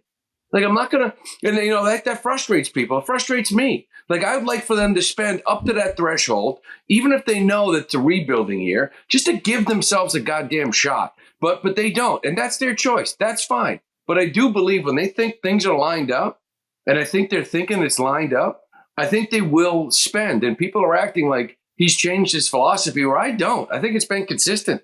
If he has a system and a young team, and he thinks they're ready to win, he'll blow through that goddamn threshold. Well, this whole time they should have said it's a rebuild, but that's not even close to anything they've ever said, though. When have they? They've never acted like that. When have they ever said that? 2010.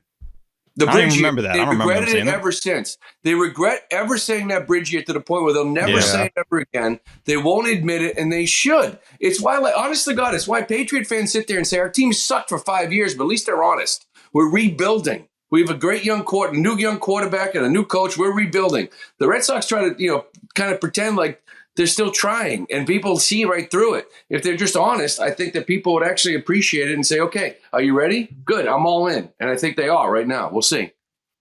They weren't the problem is they weren't honest with why they traded Mookie Betts. They tried to pretend like we're going to get a lot of value for him and still contend. And then in 21, they did by accident. And that was a great team.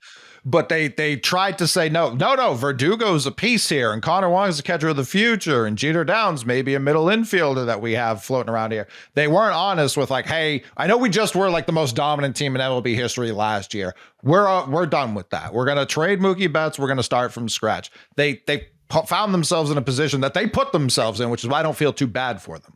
Well, see, I think the Mookie thing, not to revisit it, but I think it was all about timing. Again, I've said it, like I think if Mookie was on this team this year with 1 year left, they'd extend him. But I think at the time they looked at it and said, we are in a rebuild. They just didn't want to say it publicly. Whatever. But like we have Sale, we have Evaldi, we have JD Martinez, like Bogey's going to be a free agent. We're rebuilding.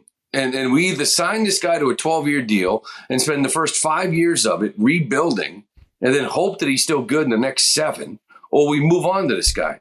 I don't care who you trade. I care about who you get in return. They didn't get enough in return. Sure. That's the biggest problem in the Mookie Betts trade. They didn't get enough in the return. Well, one of the funniest things is when, from ownership and from how they think we perceive them, I think they expect that they need to say we're competing every year, and even Sam Kennedy in the interview is like, I think we're going to win like 90 or so games. It's way worse to say all of that when we know you're not gonna. Like, you're way better off. Like, the fans are still going to show up. The ones that go to they're still going to go there. I don't understand. Like, Lou, what you're saying makes sense. I just don't understand why they haven't taken that approach one of these times. It just doesn't seem like it's in their DNA to do that, when you'd be way better off just saying that instead of selling us bullshit that the team's going to compete for a playoffs. The bridge year, I think the comment spooked the hell out of them.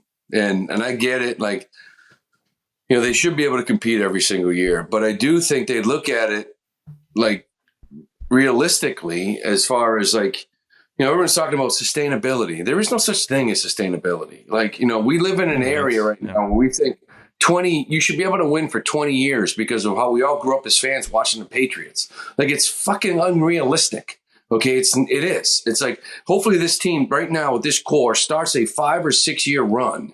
You know what I mean? Where they get into a couple of World Series and win one. And 8 years from now, they may have to do it all over again.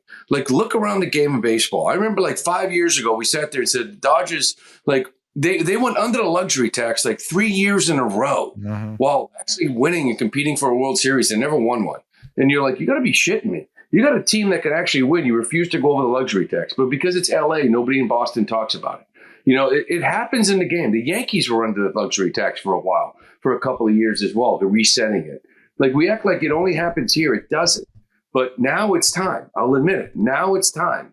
The Dodgers, it's time to do it. They don't believe in it anymore. Well, the Dodgers let Seager walk. They let guys walk. And the Yankees didn't jump on Machado. Like, the New York Post had Machado and Bryce Harper and all these guys on it. And Patrick Corbin. This is the time for the Yankees. Yes, Mookie Betts was the first big contract the Dodgers signed. Like, they had nobody under contract. It was the perfect moment. 2 or 3 years. It was like lined up perfectly for them. So they went out and they unloaded for Mookie. It was the only guy they had under contract with a big contract. And then they turned around and they said, okay, let's go get Freeman. And then they got an unbelievable deal for like Ohtani. Like, it all lined up perfectly, and it's like, everyone's like, we need stars. Like, there was a point where it's like, we need stars like the Dodgers. I'm like, who do they have? They got Freeman and Mookie. Right. Before Ohtani and Yamamoto, they went nuts last year. Don't get me wrong, in Glasnow. But before that, it's like, no, they built with a farm system. Look at that team. They had Mookie, Freeman, and a bunch of minor leaguers that they actually developed. You need to sign Mookie for the other guys to come. Like, you need to get those guys first to be able to attract the other players, which is what the Sox have to do now. They had nobody under contract at all. Right. And Kershaw just kept saying, I'll give 1 year at a time. What really fucks the Red Sox over in terms of perception is 2013.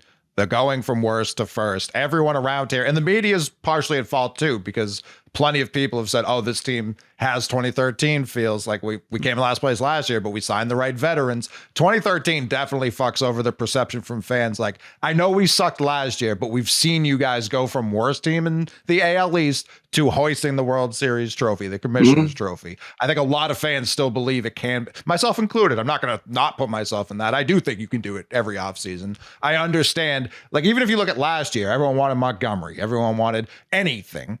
I think you could have looked at every individual free agent last year and said, I understand why you wouldn't give this guy long-term money, but I don't know that you can say it for all 15 of these guys. This offseason, and even next year to an extent too, I think there's a lot of guys that make a lot more sense to give long-term, big-time money to that didn't necessarily last year. Well, I would say 13 also was like hidden in that was that, you know, in Boston, people shit on John Lester and John Lackey so much that nobody believed they could possibly come back and be effective again. And it was just they had a down year, and because of injury, whatever, they came back. They were the reasons why, big reason why those guys won. You know what I mean? Like, so it's, I don't know, 13. Yeah, you brought in a bunch of adults, which I still believe you need, right? You need an adult in the rotation to teach these guys each and every day, like just some psycho bastard that just looks at his everyday work every minute of the day and how important it is. You know, same thing with an at-bat. Remember when they brought in JD in 2018 and changed the whole lineup? Changed everybody's philosophy. Changed Mookie's career. Yeah, like you need like an adult in the room, which is one of the reasons why I kind of like Bregman, right? Like just, and I know maybe there's some issues, and I don't know the whole relationship, but like just, I need some adults. I need an adult in the rotation, in the lineup, in the bullpen. You need adults to get through it. What relationship are we asking about? With the manager? Adult relationship? With Bregman? Bregman and who? Cora. They're good now. Okay. Yeah. Confirmation. Tyler, aggregate it. Yes, I'm posting it as we speak. Good. I was going to say it's not from us, by the way. So if they're good, I'm good. Credit 310 to left. There's Shout out Ben Verlander for the info. There's a pending free agent next year, and there's a first baseman on the current Red Sox. You've already said you would be willing to trade. Would you swap out if the Red Sox sign Soto, whatever percentage that may be? Would you make an immediate, even more aggressive move and trade Tristan Casas to the Blue Jays for Vladdy Jr.? And I don't know where you guys fall with this, but the fact that people would not do this, I actually laugh at. Like, Vlad Guerrero is an absolute, and you guys love this phrase, pig. Yeah. Like, he is a freaking, It's my favorite Lou phrase, 100%. like, yeah, I would do that in a heartbeat. Again, like, I go back, like, Vlad Guerrero. I'd do it if you pay him. Correct. Yeah, I mean, that's where you're you not need an doing extension that. right from Yeah. there. I would do it if you pay him, but like 1 year of Vladdy is not worth No, that's whatever not it the is, point of 4 the or trade. 5 years of No, I thought you Casas. said after next year. I thought you said, like, whatever. I don't know. But yes, like, the people are like, I would never do that. 4 years of control for 1 year. Dude. Like, He hits righty. What people need to figure it out. He's a righty. It's Vlad Guerrero Jr. Like I don't know. I saw him this year, and every time he stepped to the plate, it was like I felt bad for the baseball. Like, it's just, he was an absolute monster. Can you imagine? Like, we're already getting freaky enough talking about imagine Soto in a Red Sox uniform. Can you imagine, Jared, listen to me. Can you imagine if Juan Three Soto's Dominicans hitting, in the same Juan lineup? if the Juan amount Soto's of hitting flags you're going second, to have to buy next year. if Vlad my Guerrero God. Jr. is hitting third and Rafael Devers is hitting fourth, Roman Anthony might be hitting eighth on this fucking team. Can I, I mean, just say no. this? Because I keep getting put in a corner. Like, at one point, somebody asked me, I was with Sean McAdam and Critillo, and they asked me, like, who would you rather trade? Like Casas or Duran? And I said Casas, because you guys know how I feel about Duran. I've already talked to you about it. You know, like I have got some like guys that I absolutely love, like Vlad Guerrero and Tatis Jr. So now you float like Casas for Guerrero, and I say I'll do it. And it turns into this, like, you hate Casas. You know what I mean? Like, you're asking me, like, would I do Casas for Tatis Jr.? Absolutely, because I love him. You know what I mean? So you're asking More me, Dominicans. people keep asking me, like, about guys that I love, but I don't want to trade Casas. Okay, Sure. I don't. No. I wasn't trying to put you into that corner either. I'm But, like, talking Casas, specifically. If I could trade Casas to get Soto, I'd trade Casas. It doesn't mean I don't like him. But it's Soto, and it's Vlad, and it's Tatis, and it's you know. It's Right. only like that with Casas. For whatever reason, like there are Casas protectors, and I'm not saying that like I line up with wanting to, but I mean, if you lay that out for me, Casas for Tatis, yes, like yes, I am in the thank you. By the way, like Casas is tough to find. Like he's an impact middle of the order bat. Like I'm glad you developed him. I'm glad you have him. Like he's a freaking stud. You know what I mean? So I'm not looking to get rid of him for like Jurickson Profar. Okay, right. Like you know what I'm saying? Like so, I like him, but everybody keeps throwing names at me that I'm like, yeah, I do it. A And legitimate it's like, game changer. Like Vladdy's, I don't want to live my entire life with 0 of the Guerreros on the Red Sox. I need That's that how ass. I'm at. Yeah, absolutely. It's also perception, though. Like, you go back a year ago at the end of the season, and if I told you the Tristan Casas, Vlad Guerrero Jr. thing, like, one of the takes a lot of people had that offseason, I was one of them, was, Casas was the better player than Vlad Guerrero Jr. a year ago. And a lot of people were in the camp that, like, damn, Vlad Guerrero Jr. is your first baseman in the American League East. Give me Tristan Casas. He's already surpassed him. He was a top 5 hitter in the second half. So it's like how much of a difference a year makes, because you go back to the 2 previous years for Vlad Guerrero Jr. and people were like, he's just not actually living up to the hype. Like, he hasn't been what everyone thought he was going to be. Now, this year, he makes the changes to his swing and you see it all pop off. But it's also crazy when you put it in your head that Vlad Guerrero Jr. is 1 year older than Tristan Casas. Yeah. Like, when you start to think about it that way, it blows your mind. It's like, yeah, Vlad got here so quick at age 20, but yeah, I think the time is a big part of that conversation. But like, that's how quickly the tone has changed on Tristan Casas after a year where you had a freak injury. I wouldn't do it if they. I only do that if you get Soto. I would not. I would wait. If we don't get Soto, I would simply wait for Vlad to hit free agency next year and sign him outright. And I tell you, if the Blue Jays don't get Juan Soto, watch how possibly the conversation changes on Vlad Guerrero Jr. Correct, 1,000%. Because I think then you're going to hear the Juan rumors. Soto and Vlad Guerrero Jr. And then Like, Devers. Like Don't 27. even, don't even get. No, I'm just started saying, on like you got Soto and Vlad. Like they're I both would like I would 26. literally move 27. to like I would change my residence to Santo Domingo. 100%. Like, I'm I'll gone. join you. But they're I'm not gone. 32-year-old free agents. Right. These guys are like 26. Right. Mhm. You know what I mean? So you do what I mean. I don't know. It's just me. I think Whatever. it's on the table and they should do it. You'll see. We interrupt this conversation with Lou Merlone to tell you about the great folks at BetterHelp. And you already know that this show is sponsored by BetterHelp. The off-season for me, big time therapy time. Absolutely need it. Can't live without it. It is a staple in my routine. It's a staple in my regular season, but also the off-season more so because, that's my time to unwind and unpack from all the things that I suppressed during the season because I don't have time to face those things once baseball is going on. But now that it's November, this is my unwind time. This is my unpack time. And thank you to BetterHelp for being there for me during this time. This month, right now, is all about gratitude. And along with the person that I just shouted out, there's another person that we don't get to thank enough, and that's ourselves. It's sometimes hard to remind ourselves that we are trying our best and to make sense of everything in this crazy world, and that's not easy. Here's the reminder to send some thanks to the people in your life, including yourself. Absolutely have greatly benefited from therapy. Been in it since 2010. Big fan of the online therapy, especially since the pandemic. I kind of switched to online because we had to, and then I just never went back. So if you're thinking of starting therapy, give BetterHelp a try. It's entirely online, designed to be convenient, flexible, and suited to your schedule. Just fill out a brief questionnaire to get matched with a licensed therapist and switch therapists at any time for no additional charge. Let the gratitude flow with BetterHelp. And here's how you do that. It's with a promo code. That is BetterHelp.com/rocket today to get 10% off your first month. That is BetterHelp, HELP.com/rocket.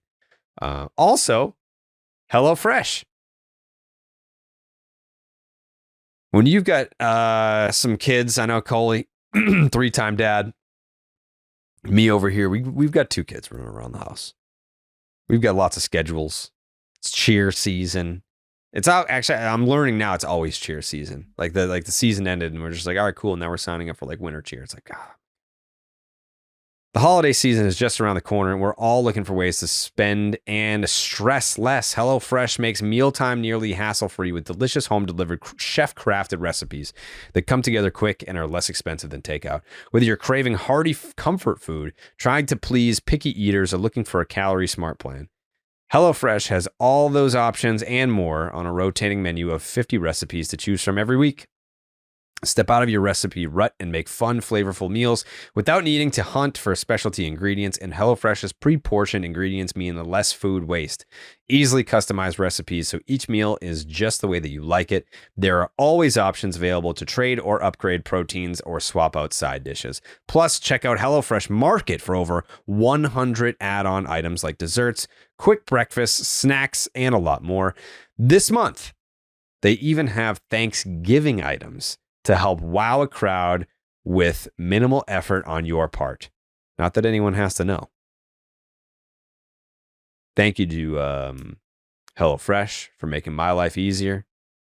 It's very much appreciated. And here's how we're going to show our appreciation to you guys.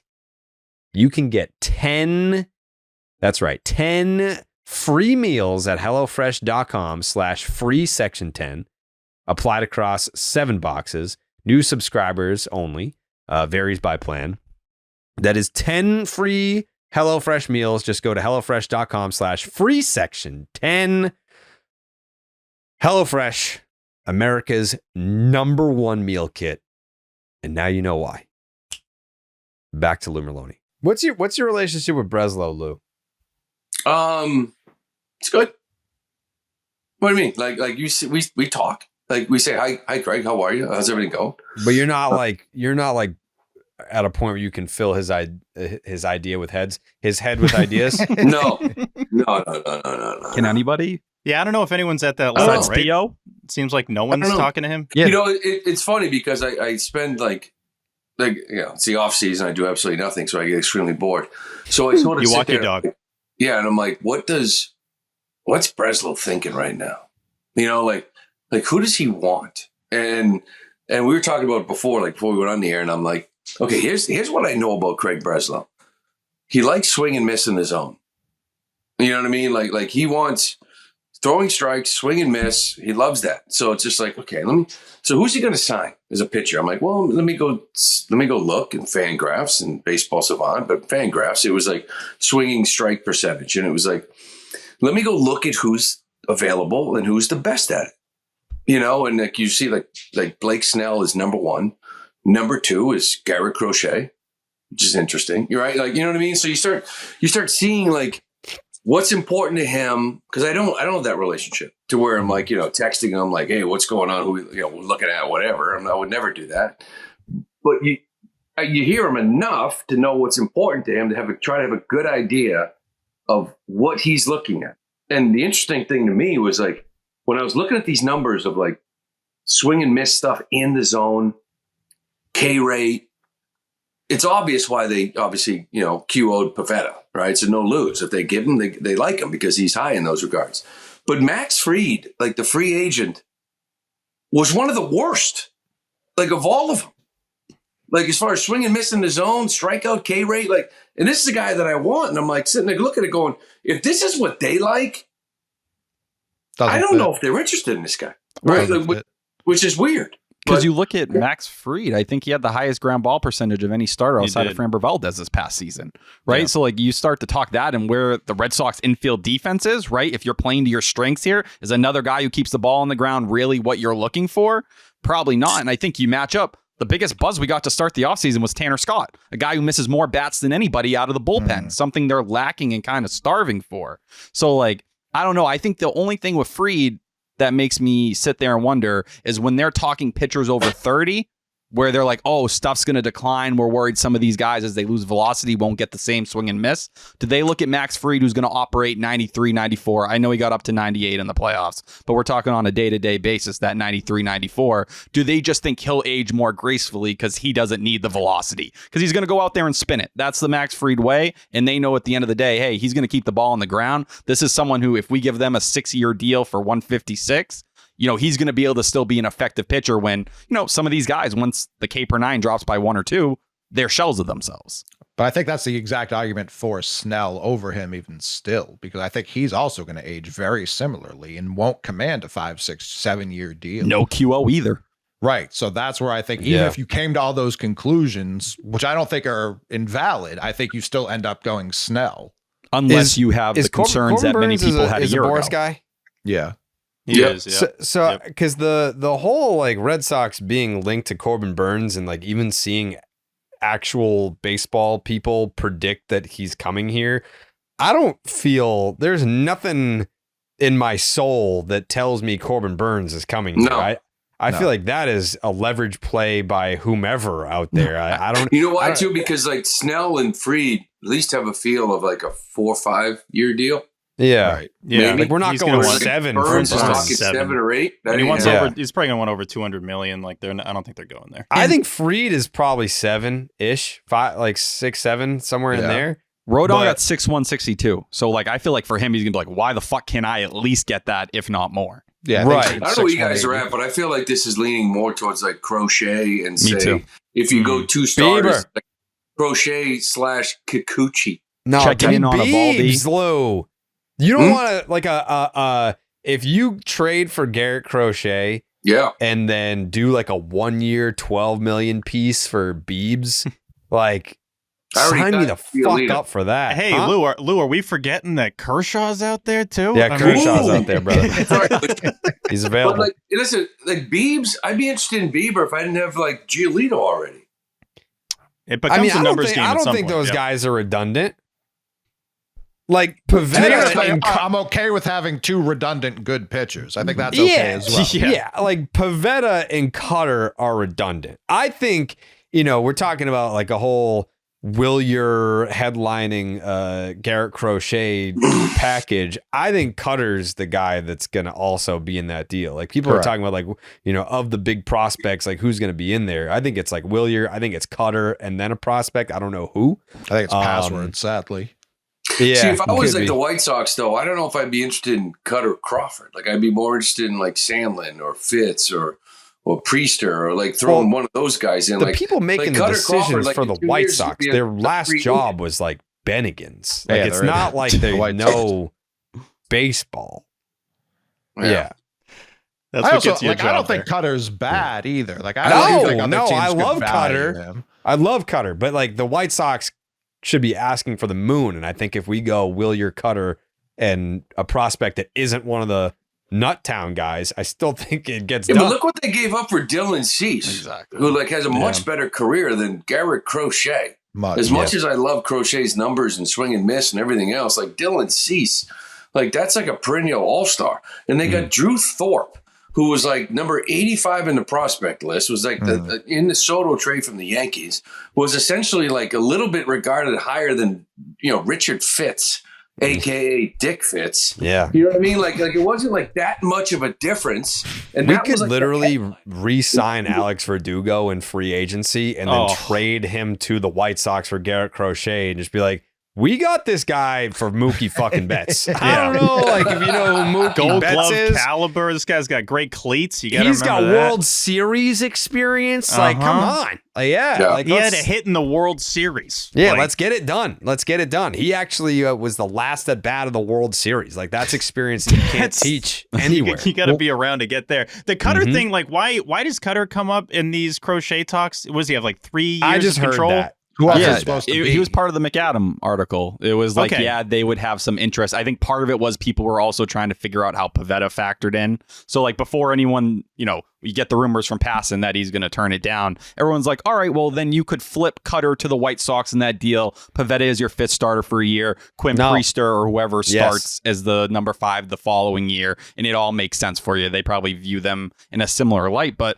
for Cutter Crawford, you look, under the hood.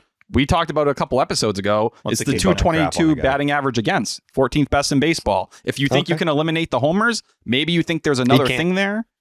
But you go to the White Sox, when you giving up give homers. up the most of anybody. Giolito did that 2 years ago. No one cares. Everyone projects him to be the best pitcher on the team next year. That was literally Giolito 2 seasons ago. He gave the most home runs in baseball in 3 start stretch.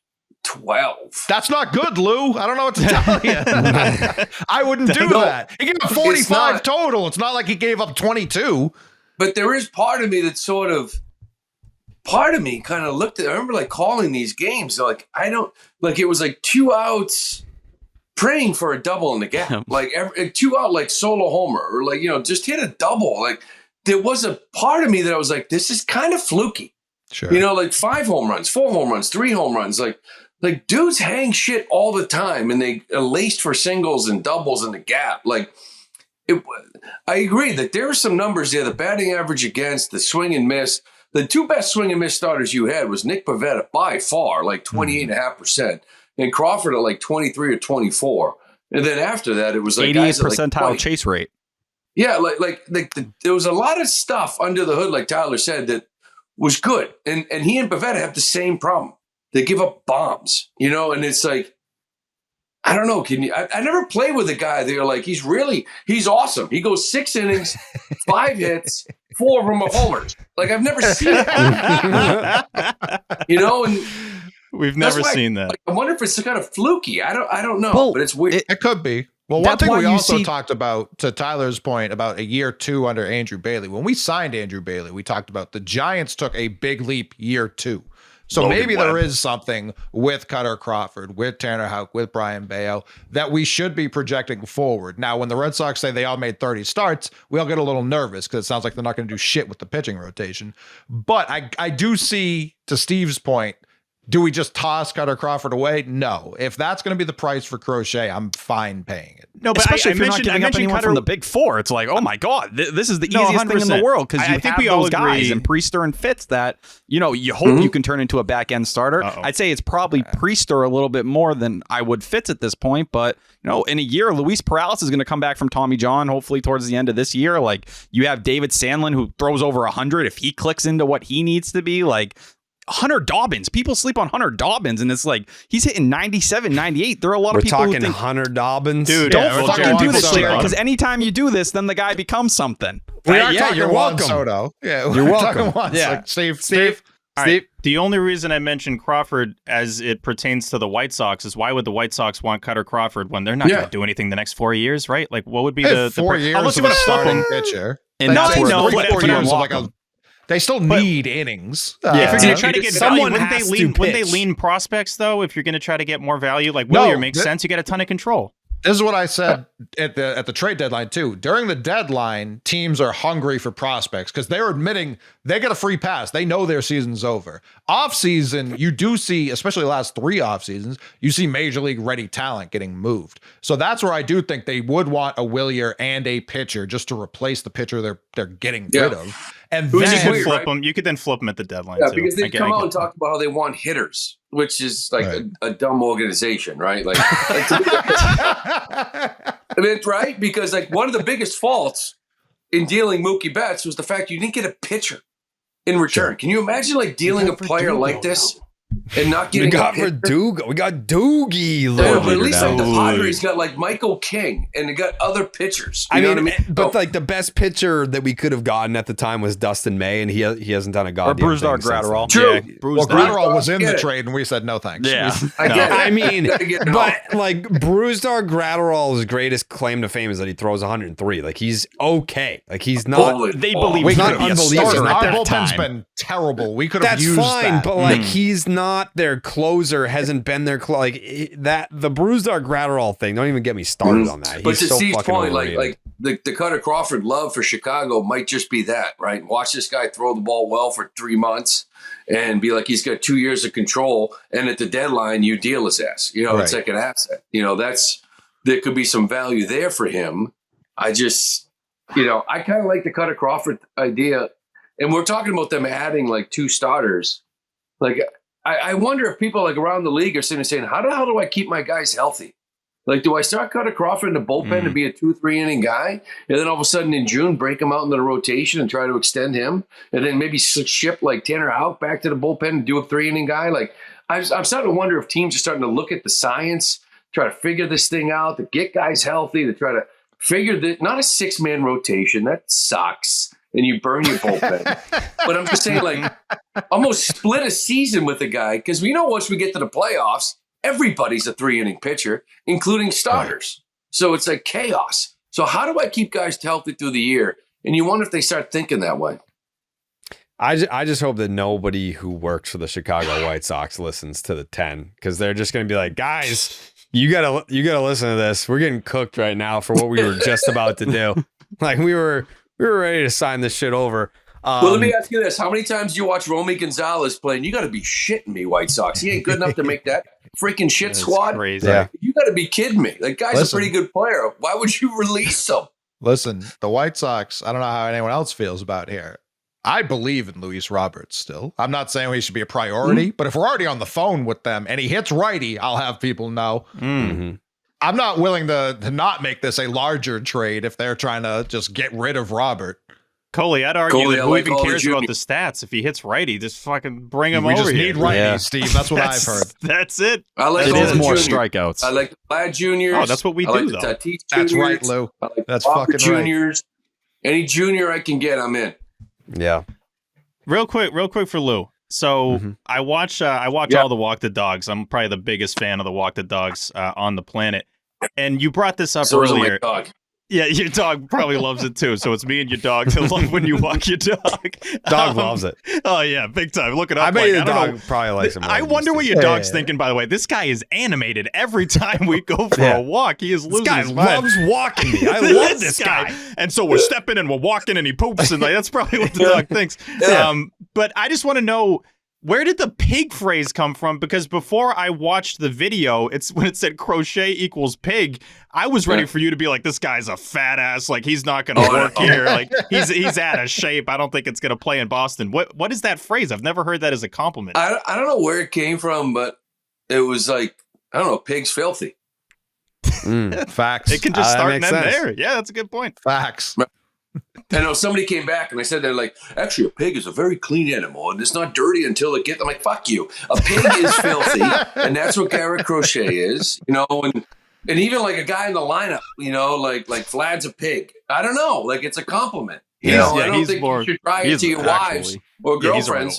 But I'm just saying, when it comes to athletes, it's like when I see a dude that's like a stud, like he's a pig. Like, he's just a monster. He's just filthy. I'm going to start like using that now. I'll credit you, but I love it. Yeah, I like that a lot. Try to turn it into a positive, a compliment. This guy's a filthy pig. This guy's yeah. I like that a lot. Is there anything we didn't get to, Lou? I know. How long have we been going, Jake? Hour and a half? You got We're it. at 137 right now. Yeah. I know. I told Lou, I was like, we'll get you out of here by 1 a.m. I can't push this time. Can I ask a pitching I'm question? so busy in the off season. Like, when that last game hits, I'm like, shit, I got fantasy camp in January. I don't know what I'm going to do until then. And then I get spring training in February. So I'm just, I'm so busy that, I don't know what I'm going to do. I go to Shaw's. I pick up milk. I go to Shaw's, he says. You know what I mean? The big I tell him Joe sent me. Yeah. So it's like, I'm so busy that I'm trying to think. Like, it was something I was going to hit on too. Like, we talked. We waited for about an hour and 20 minutes in to get to the Pivetta QO because I feel like that's an interesting conversation. We got Soto. We talked Fried. We kind of hit on Corbin Burns. Like, didn't really need to. I don't think. What relievers do you really want? It was interesting because I was looking. There was some interesting names that popped up when I started looking at like swing, miss, Clay all Holmes. these other things, and like. I know Tanner Scott's obviously like, the dream. Jeff But, like, Hoffman. Jeff Hoffman seemed to be like number one guy. And that's who I feel one like MLB Trade Rumors has him coming here. Like, there's a bunch of like websites that have him coming here. But there's other names like even like, and I know they're in the Yankees and we can shove it up their ass, but like Canley, David Robertson. Clay Holmes. Clay Holmes. Kirby Yates. Don't give him the ninth, but he's filthy. Kirby Yates, he's 107, but he's still really good. Like He's there's a just lion.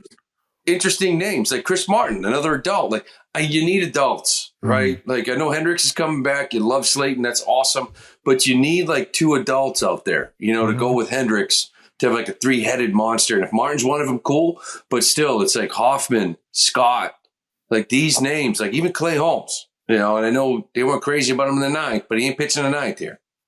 I think if you get Scott, and I've heard a lot of people talk about him as like whenever the other team's top of the order comes up, if it's the 7th, 8th, or 9th, that's when you release Tanner Scott on them. Yeah. If you also have Clay Holmes, I know he was dog shit in save situations for the Yankees this year. They also used him in 13 out of 14 playoff games this year. He was pitching well in the playoffs, very well in the playoffs. Yeah, because Weaver was closing.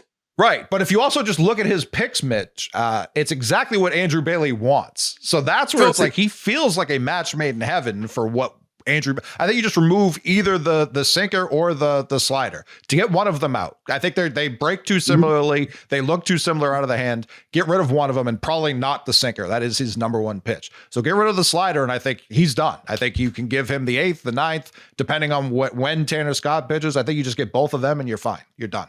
Yeah. And targeting guys that have actually pitched in it's a crazy that pitched in the playoffs. It's a thing where it's like you go there and then you win a trophy if you're the best team. If you look at the Red Sox roster right now, how many of them have just played in the playoffs? Devers. Right. There's not. It's Devers. Who else has even played in the playoffs? That growing pain will come. Duran watched in 21. He was on the bench, but he didn't play. It's why it's so important to build a team this year that can get there. Okay, because again, I remember being on sports radio and people having these conversations in 2017 and 18 saying this group can't get it done. They don't know how to win in the playoffs because they'd been there for 2 or 3 years in a row. Like, it really is important to play in the postseason when the microscope is on you. Like playing in June, you got 500 at bats, you go 0 for 4, you go down 2 points, no big deal. You go 0 for 8 in the postseason, everybody's talking about you. And as a player, you feel that. When you got a guy coming out of the bullpen, I'm watching that poor bastard like in Cleveland who couldn't throw a strike. Dropped the guy, walked the guy, dropped the guy. And I'm like, this has got Zach Kelly written all over it. So it's important for Zach, who's got filthy stuff, to get into a postseason, and all these guys to get into the postseason, to get through that, to learn how to deal with that, to learn how to slow the game down. Like, they got to get there next year. Are they going to win the World Series? No, probably not, because they're probably not going to have the experience to do it. You know what I mean? Some of these young guys, but that'll help them maybe the next year or the year after. 2018 didn't happen overnight. That was like a 3-year journey, for these guys to kind of figure that thing out. Not all of them did, but they got over the hump. That's a good point. And I feel like I had that conversation with Maz a bunch this year about when it was kind of still on the table to get to the postseason. And the whole conversation was like, what's the point of going to the playoffs if you don't think you can win the World Series? And it's like, for what you're talking about right now. Yeah. Like there is value in getting there, getting the experience, getting a taste. And also I think that there's value in losing. Like, I think, especially if it's the absolute beginning of your window. Like, there's no value in the Yankees losing the World Series because they're kind of like, it's like they're going to be losing a bunch of those guys. Even their best players are in their, getting towards their mid 30s. There's no value in the Phillies losing exactly. earlier rounds. No, like they're at the latter stages of their window, but there would have been plenty of value in the Red Sox getting to the playoffs this year and just losing outright. Fucking getting your dicks kicked in the wild card. Yeah, they can help the Royals. Absolutely. Yeah. They're just like, all right, this is what we expect. We're going to get to the postseason. And then, maybe there was somebody, whatever, Witt, Pasquantino, all these guys that are just sort of like, all right, I got to just slow it down a little bit, right? Like this, like baseball is just a Groundhog Day. Like that's why the first 2 weeks of the season sucks for players because everyone's like 1 for 21. Everyone's freaking out. When I go 1 for 21 in July, nobody gives a shit. You know what I mean? It's like a bad 3 days. But when I go 1 for 21 in the postseason, you talk about me all winter. Like, so like you feel that as a player, so to be able to go through that once or twice and figure out how to overcome it or change the vibe, like that's extremely important. Like these Orioles, I get it. They haven't won a freaking playoff game. The Indians, the Royals, whatever. Like that shit was important for them just to get there.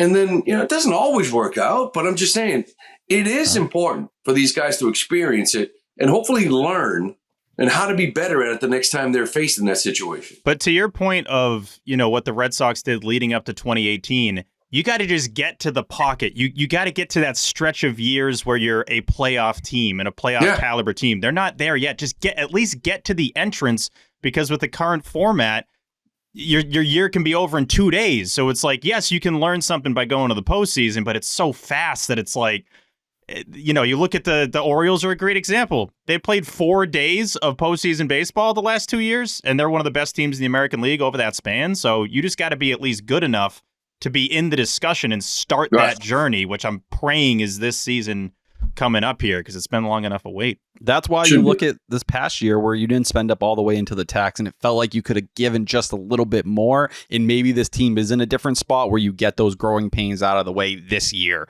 and you're kind of building up this, upcoming 2025, and it feels like, damn, maybe there was a year where you could have accelerated this a little bit more if you were willing to just make a little bit more of an effort. That's your biggest complaint, if you ask me. Because I do feel like people that understand like the finance part of it, as far as going over and the tax and the prices you pay for like signing QO guys and everything else, like I get, if you look at a team and say, we're not there yet, like we're young and we're not, World Series favorite to start the season, but you should still get close to the threshold.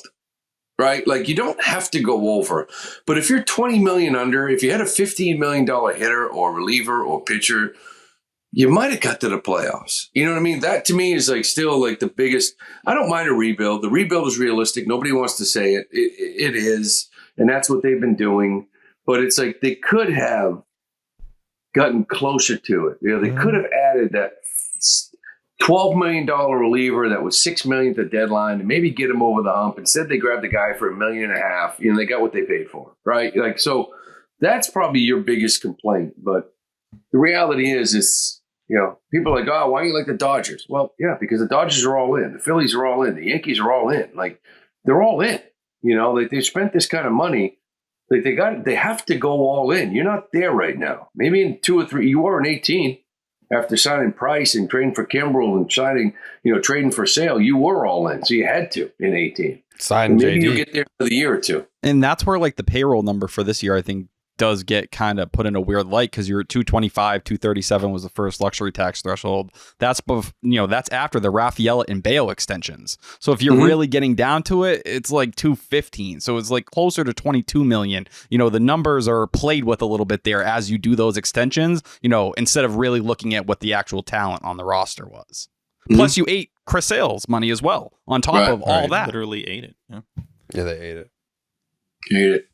People are talking about eating Yoshida's money right now, which with 3 years left, I don't know is the right idea. But they keep talking about, well, can you just ship Yoshida to Arizona from Montgomery? I don't even know if that's the play. If Pivetta does opt in, doesn't that seem to make the most sense? Just swapping those two guys 1 for 1. They make about the same amount of money. We know the Diamondbacks hate Jordan Montgomery with every fiber of their being. Hate. The owner does. Owner does, and that's who makes the decisions. If you just offer him, hey, kill him. Here's a 1 for 1 guy. We wanted the pick. He opted in. He accepted. Yeah. Let's just swap these two guys out. I think that makes a ton of sense. I might be one of the only few people that actually appreciate Yoshida. And first off, he's got the greatest running form, and nobody appreciates him stealing a bag more than I do. But I'll say this. So here's the thing. Like, I just sort of look at it like, I feel like we blame him for not hitting homers. Like, I get it. Like, we overpaid him. Everybody in the market said we overpaid for the guy. But the game of baseball is about finding pitchers that get swing and miss and finding hitters that make contact. And if you get rid of him, we will strike out at a 38% clip, because at least he doesn't strike out. So, I understand you're too right-handed. Last year's team was too right-handed. But if things get a little bit wacky here and you trade away a couple of lefties and you move Yoshida, you're actually looking at a lineup that could just have Devers and Duran, to where he might be needed, to where like actually contact may be appreciated, because of like we don't make any. You know what I mean? Like, so Yeah, he's not the perfect player. I don't think he should play left field. He's a DH. I'd like to have my DH be David Ortiz, but they don't come around very much. But he's still a good hitter. You know what I mean? And who doesn't strike out. So it's like, I get it. You want to move on from him, that's fine. But it's like there's still a place for him, I think, depending on what you line up. There wasn't this year. The DH should have been Tyler O'Neill. Sure. You know what I mean? It should have been. But there's a lot of movement that could happen this offseason to the point where, like, you may need that left-handed contact bat in your lineup. Do you think his defense is as bad as the Red Sox do? Yes. Okay. Okay. I think part of it's also what you have at your disposal and as I'll well. tell you what, guys, because it's like one of the great things about my job, and I've never really, you don't see this on TV, but when you like sit up there, you actually see the jumps. Like I can actually see the guys when a ground ball is hit, and I'm like, holy shit, it took him forever. I can't believe he didn't get that ball. And then you're like, wow, that looked easy. And it started early on when I started doing this last year. I think we were in Seattle, and I saw, what's his name, in center field, the stud out in Seattle. Julio Rodriguez? Yes. And I was like, I couldn't get over the balls he was getting to that made it look easy. You know, and I started seeing that with like Duran, and I started seeing it with like Rafael even, and like Abreu made a couple plays. But then you start seeing guys in like infielders for me, right? And I'm like, dude, that's like a 3-hopper up the middle. You're actually playing there. And like you on TV, you just see the guy dive and miss it. And I'm up in the booth going, you got to be shitting me. Dude, how did you not get that? You know what I mean? So like when I watched Yoshida last year and I see the little legs going and the arms going everywhere and I him jump and miss it. And then I see Duran this year and I'm like, yeah, that's a double. Like last year, that was a double. Last year, with 2 outs, that cleared the bases, and we're going into the dugout right now. They didn't score because Duran was able to use his speed to cover to cover it and catch it. So it's like, it wasn't fair watching the guy with the foot speed of Duran versus the guy for Yoshida. But yeah, it's like you don't want to put him out there if you don't have to, but if you have to, you do. But you can get more speed, more range, and save a lot more runs. Are you against him platooning, Lou? Do you think they were kind of misutilizing him down the stretch last year when they started limiting him against lefties? Yeah, I was trying to think. I think Story played a role in that too. Like you start adding up the numbers, like of guys to play. Like when Story was hurt, and you're like Rafael isn't sure with Duran, Abreu, and O'Neill. Like he trying to get Tyler O'Neill in the lineup after this whole infection situation. Yeah, Casas was in there every single day. You know what I mean? Like, so it was like the way the roster was, all of a sudden he became a platoon player. But it was funny because like he really struggled against lefties, and then he actually started hitting lefties right before they made him a platoon guy. And it was like, how do I get O'Neill in the game? Because he was hurt for a while. So I think the roster had a lot to do with the Ref Schneider, right? So the roster had a lot to do with it when that happened. But I think he hit lefties okay last year. So last year, the OPS was in the 500s, but you are like, he did have that streak when he was super hot, but you go back to the year before, it was 750, and it was like a 790 against righties. So it's like, he's shown he can hit lefties. It's just, yeah, I don't know. I think it spoke more about where they viewed him at that point in time in terms of what the bat gave you. Mm-hmm. I think their outlook on him.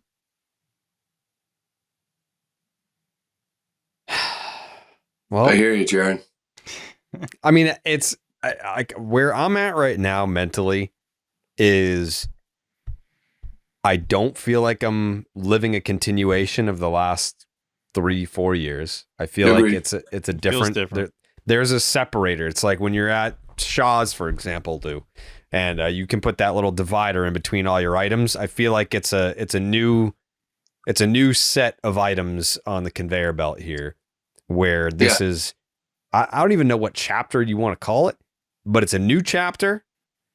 I feel different. I feel more optimistic.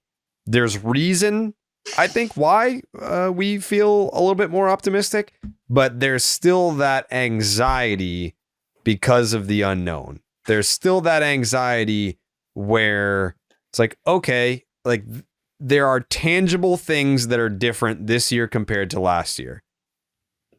What does that mean in terms of what the end result will be? Like, what will, like, is there a situation where, just because things are different, that's already a great first step forward. But is there still a path where this offseason just becomes wildly underwhelming and disappointing? That's what I don't want. Like, because I'm not saying that the only path to an exciting step forward offseason is Juan Soto and Garrett Crochet. Like, I just think they're going to, they have to do something that we can look at and be like, that was an A+ effort to acquire a player that we know is going to help this year. The team's going to be better 2025. Like, it's different. We're not rolling into spring training being like, this is 500 at best. So I'll say this, like, I think we all agree that they're going to spend, right? Like, I think we all agree that this is different, right? This is a different feel. They're going to go and spend. Mm-hmm. Here's where you get into the whole, like, you got to be shitting me again. That the computer spits names out that we don't like. You know what I mean? That all of a sudden they sit there and say, yeah, but you don't understand. You guys think Max Fried is the best lefty out there, but we think it's Yusei Kikuchi. And we're like, what? You know what I mean? Like, so I think that is like where you could be like underwhelmed and be like, well, what are we doing? Like, yeah, you went out, like Tanner Scott, and they're like, no. Wait till you see AJ Minter. You know what I mean? Half the price. Yeah. You know what I mean? So it's like, it's okay. What about Jeff Hoffman? They're like, we're going to get Tommy Canley. You know what I mean? So it's like the names that we all think are on top of the list, their computer, their analytics say it's somebody else. So they spend the money. We just don't like the names that they spend it on. Right? That to me is still out there. And then it's like, do I trust this computer? Right? Do I trust this over track? Get a large mallet and smash it to pieces. Because I do, like, they've already started by putting themselves rightfully in the Juan Soto conversation. They did that. That's where we're starting. So any name that isn't Juan Soto, even if it is Fried, is going to be underwhelming compared to Juan Soto. So if they, I don't know, I'm not saying they've cornered themselves into signing Juan Soto, but why even take the meeting if you're not willing to match the price? And if you're willing to match the price, I do feel like they have a pretty good shot. I mean, it's a decent question. Like, which is why I asked Lou at the beginning of the show, is if you're one of 4 teams who are getting a meeting with Juan Soto. 3. Yeah, the Blue Jays don't count. He's right. Blue Jays don't. One of 3 real teams. A lot of people would say the Red Sox don't count. Well, I thought Lou got another text. I would say yeah, the Yankees have been eliminated. I'm counting the Blue Jays. It was 5 minutes ago. What do you want me to do? I'm counting the Blue Jays, but only for the reason of Scott Boras is using them for leverage because he knows that he'll get a legit offer. I think Boras knows that these 4 teams, like, he's selected these 4 teams for a reason, that he's going to get a legit offer that he can use as leverage for the team that Soto wants to sign with. So, like, why have the Red Sox at the big kids table if you don't believe that John Henry is going to say, hey, here's what we're thinking. And that number is in the 450 region. You know, like, it's going to have to be. Like, you're going to have to come to the table somewhere in there or way more, I guess, north of that. I don't know. Like, what do you think the final bid's going to be, Lou, by the winning team? 600? Yeah, 6. I do. I think it's going to be 6, maybe a little bit more than 6. I don't know. 722. Yeah, 650. So this kind of ties into that thing that came out today about McAdams saying that the Red Sox reportedly bid $300 million on Yamamoto. Here's where I'm at on all this. A $300 million bid for Yamamoto is like, oh shit, like they have Devers for around the same, and they were willing to tack on another $300 million contract for Yamamoto. That's awesome. Or you could look at it as they knew that was like just enough to say that, like, oh, that's a shitload of money, but they knew it wasn't going to be the winning bid. So it's kind of like a false flag type deal. And with Juan Soto, it's like, what if the Red Sox bid $475 million? It's like, if that comes out, or it's like, yeah, like they bid $475 million. That's a shit ton of money. Like, wow, like they really are serious. If they would spend $475 million on one player, like we're back in business. But if Soto signs for $600 million somewhere, you're not even in the same stratosphere, and it's an unserious offer relative to the winning bid. So like, you can't look at it as, man, the Red Sox are back if they're willing to commit that much to one player, when it's all relative. But there's a flip side of that too, though, because like the player itself, like Yamamoto, 300, they could have offered him 400. You think he was not going to LA? Right. Yeah. You know, like Sasaki to me has already made up his mind. It's really simple. You either want to play with Yamamoto or Ohtani, or you don't. Like, I don't give a shit what your recruiting tool is. Like, he's going to make up his mind. Like, if he wants to play in LA, you got no shot. And it's like, well, it's embarrassing. He didn't want to come to you. Well, you had no freaking shot in the first place. And the same thing with Yamamoto. You know, like everybody kept saying he wants to be, just like the Sasaki thing, by the way. Last offseason, it was like he wants to be the guy. He wants to be the ace. He wants to be like the best Japanese player in his team. And he ends up in LA. So it's like, it's all bullshit. Like, if they want to go there, he's going to go there. Like, the Dodgers could have offered him $200 million. You offered him $400. Like, this is a Japanese player is about respect. It's about all that stuff. Like, it's not about money. They're not like Americans. You know what I mean? It's like, it's respect. I want to play with Ohtani-san. Sasaki's like, my family is like honored if I play with Yamamoto and Ohtani. You know what I mean? So sometimes you're not even in the game. You think you are, but you're not. And I don't think the Red Sox were ever in the game for Yamamoto, and they won't be in the game for Sasaki either. I'll also add, I don't look at what McAdam put in that article today as a report or anything like that. He talked about it on the podcast. He said it was in the range of $300 million. It wasn't presented as new information. I think he was just going off the Heyman report from spring training, which I think is the more interesting timing of when that came out, because that was when days were the darkest for the Red Sox, where Giolito died. The team, everyone was shitting all over them, saying they didn't do shit all offseason. They did nothing. So I don't know. I didn't even look at that as him dropping in something, because you would have seen, according to source or something like that, it was presented as information everybody had already known at the time. Honestly, I'll say this: I didn't even see it. No, I don't look at that as a report. I don't. From how I understood it last offseason, they were wondering if it was going to go over 250, and that was the initial. They never thought it was going to get that high. So they were shocked. I don't know about this 300 bid. I don't know if someone's saying it to make them look good, look bad. I don't know if me saying that they didn't think it was going to go over 250 makes them look good, look bad. I don't give a shit. Spear said that the other day in his Ask Me Anything on Reddit. He was like, they couldn't believe what it got to. That was the report right after he signed. Was they were like, they left the meeting shocked at what the numbers had gotten to, which I think a lot of teams were shocked. The pre-offseason projections were like 180. You know what I mean? Like, it got out of hand quickly. Sasaki, obviously, I don't know. I was listening to, I can't remember if it was Cotillo or the Sox Prospects guys, but they brought up Daisuke. And it is interesting to Lou's point. Who do they grow up watching? Who do they grow up respecting? If it is Daisuke, the Red Sox have a huge advantage. If it was Yu Darvish, like it's coming out, congrats to the Padres on getting even a better rotation than they already have.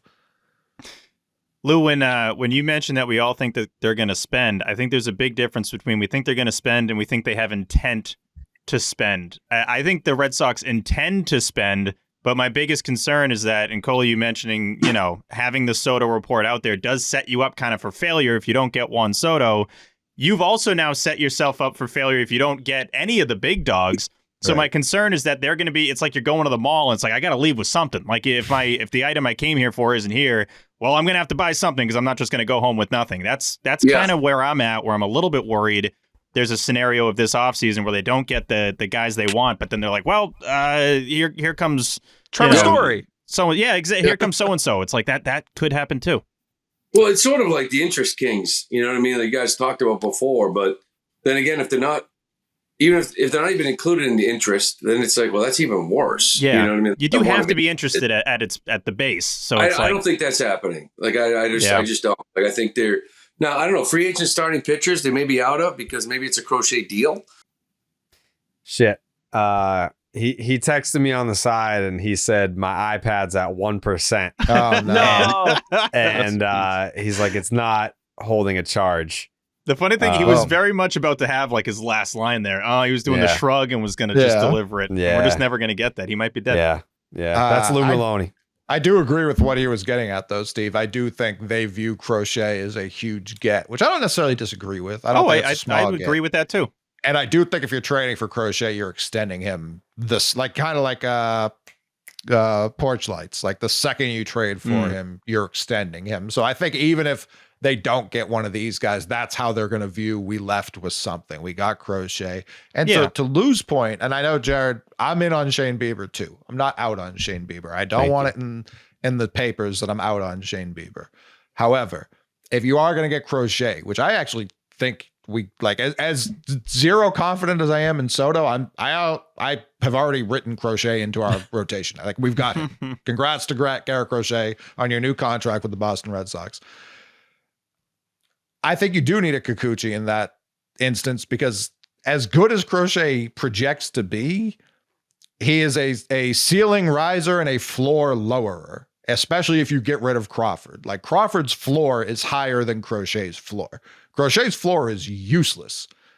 You basically have, in a weird way, two Tanner Houcks. You have two guys who can both be aces on one day and then could not, like, maybe relievers on other days.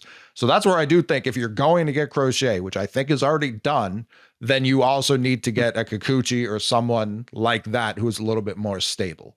In this world, Coley, you're picturing that Nick Pivetta turned down the QO. He's turning Which it down. sounds like he's turning it down, right? That's what people that's are saying. That's the latest. I'll be from shocked Passan. if he turns it down. You still, so you think Passan's who said he's going to wrong? get a big deal, by the way? Was that Passan? He said he's going to get a big contract? I couldn't believe that. Big is in like, what, 3 years? He's going to get like 4 and 78 60. or something. 60. Pivetta getting 60. 60 over 3? Yeah. Well, it's what's weird, and I think we didn't even record since the QOs came out, right? No. No. That whole tier of pitcher got the QO, which baseball loves collusion, so that's not super surprising. That Severino, Nick Martinez. Nick Martinez is that was crazy. The swing they need multiple layers of QO. That needs to happen today. Like, NFL has QO. Well, NFL has the franchise tag, but then they also have the transition tag, and then they have that other nonsense tag no one's ever used even by accident. That's what they need for the QO. The fact that all these guys now just get 21 million. Nick Martinez, did he even wait to turn that to accept that? Because it's crazy if he hasn't. You should be able to give like the average of the lower half of the league. Like, we'll give you that contract instead of just like the good guys. But yeah, the Pivetta one was surprising. We went through all the emotions with that one, where immediately it's like, oh, what are they doing? What's this all about? I didn't comment on it at all on Twitter, just because I know he's also like a Twitter lurker. I was like, if he takes it, I don't want to fucking like catch the block like a lot of people have. I mean, he unfollowed me, but like I don't think I've ever like said anything bad about him. It's obviously he's one of those guys that's like, you can't say anything critical about his teammates or he'll have an issue with you. But yeah, I was very surprised when I saw that they made him the qualifying offer. I was like, my knee-jerk reaction was he's going to accept this immediately. Yeah. I mean, what was he making this year? $7 million? 7. Yeah, it would have tripled his salary. Tripled his salary. 3X. But if his agent is out there working the phone saying like, hey, do you want Nick Pivetta on a multi-year deal? Is this out there? It sounds like that's the case. It sounds like he's going to end up being able to get 3 years at the same average annual value as the QO. Like, why would you fucking accept it if you think that that's out there? And if it's out there, God bless him. I'm not giving it to him. Yeah. But I think the only thing that worries me if he's just like, I've called Boston home now for almost half a decade, like, we're comfortable. But I think for Pivetta, it goes back to the trade deadline. Huh? I'm not comfortable. No, I agree. Not comfortable at all. But I think he accepts, we still deny it. We're like, sorry. Nope, we're not comfortable with it, so you can't accept it. But I'm not comfortable with that. You compare what happened with him and Yusei Kikuchi. Like, it seemed like the Astros wanted Pivetta. Like, Pivetta was their guy. They're like, let's get him in here. And now they brought Kikuchi in the lab and they turn him into this mid-rotation starter that maybe looks like he could be more at times. I think other teams look at Pivetta in the same light where they're like, hey, the Red Sox, they may have got his career back on track. We think we can like Zach Wheeler the dude. And, maybe that's a little aggressive, but they think there's that kind of transformation where, he's going to turn into, from a number 5 to a number 3 or something like that. Like, he's not turning into an ace, but People are always been in love with the stuff, and he's the rare guy with the stuff plus the innings. And he can do it out of the bullpen if he implodes completely. To be fair, too, like when we talk about, and I get Pivetta's 31 and Cutter's in his 20s still, but when we talk about Bailey having a second year with guys, that should also apply to Pivetta. We can't be the people being like, hey, let's find this year's Seth Lugo and then remove Nick Pivetta from that conversation. I don't think it's a great shot that he's this class's Seth Lugo, but I don't think it's a 0% either. If he ends up, like, I think to what Steve was talking about earlier, I think it makes trading Cutter easier if it's just like, all right, we're just swapping out Cutter with 1 year of Pivetta, and then we get $20 million off the books next year, and we also still have Garrett Crochet. I think that math all makes sense. Yeah, the first thing that popped out to me with the Pivetta news, because we didn't have these other rumors going on, by the way. So we had like nothing. That was the first thing we heard was like, oh God, we're bringing back Pivetta. That's the first move we're gonna do is add him, back in the rotation. Then that's basically, you could argue, your rotation if you get nobody else. That was my biggest fear. But now that you're hearing rumors that they're in on these other guys, at least you can kind of calm yourself down a little bit and think, oh, okay, Breslow might have had some information that he's not going to accept this. You're going to get the compensation, and then you keep things moving and try to bring in an ace. Like, that's way more realistic, hopefully, for what their offseason plan is versus let's settle on the fact that we're going to bring, Nicky Smooches back and pair him with Giolito and the 30 start boys, and everything's going to be okay. 30 start boys. Oh, man. But it also, and we won't know, I'm not like, it's great that they're meeting with Soto. I'm not going to shit on them. It means for something. doing It means that. it counts for something, but It not should mean something to me, man. It means But- a little something, though. Yeah. It could have, like, I'm not giving the Red Sox front office any credit until they go do shit. You know what I mean? Like, Yeah. they haven't gotten that benefit of the doubt. And we can look back at this in a few months and be like, them even being willing to pay Pivetta $21 million was the sign that they don't give a fuck about where the luxury tax is. Yeah. Again, they have to earn that. But if they're okay, you have to be if you're giving the guy the QO. That was a great point. That's a good point, Coley. Talk about $60-70 million of space. What we came into the offseason believing. If you're okay burning that 20, you should be okay going way past that 70. So we could look back on that moment as like, that was the sign. Yeah, I think now that'd be a when you very have- funny hindsight where it's like, we should have known when they gave the QO to Pivetta, they were ready to spend. Yeah, they were ready to light money on fire if they were going to give Pivetta 20. This fucking guy, $21 million. Yeah. Come on. Yeah, I know he hasn't shut the fuck up this entire episode, but I'm interested because he hasn't talked about Juan Soto. Jake, what do you think about the Juan Soto situation here? No, I mean, I would love Juan Soto, but I'm just eyeing this one guy, Burt Cabbage. I can't get him out of my head. The fucking callback king, Jake. Yeah, Cabbage is a righty. That's why Jake loves him. Yeah, he's got pop. He's got great bat to ball skill, is what people keep saying. He does. Steve? Yeah. I cut Tyler off. Tyler, what were you going to say?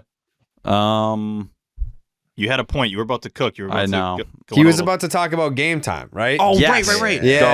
Thank you, Yeah. Jared. You were gonna Was. say something like Game Time has this new feature called Game Time Picks that makes getting tickets to all your favorite teams to play live even easier. And Game Time Picks filters out the fluff to show you only incredible deals on great seats, so you don't have to waste time searching through thousands of tickets. That's what you were gonna say, Tyler? Correct. Yes, and you were going to say how you were going to use Game Time for the holiday season to do a lot of your holiday Christmas. We're going to say Christmas shopping. Yeah, I love Christmas.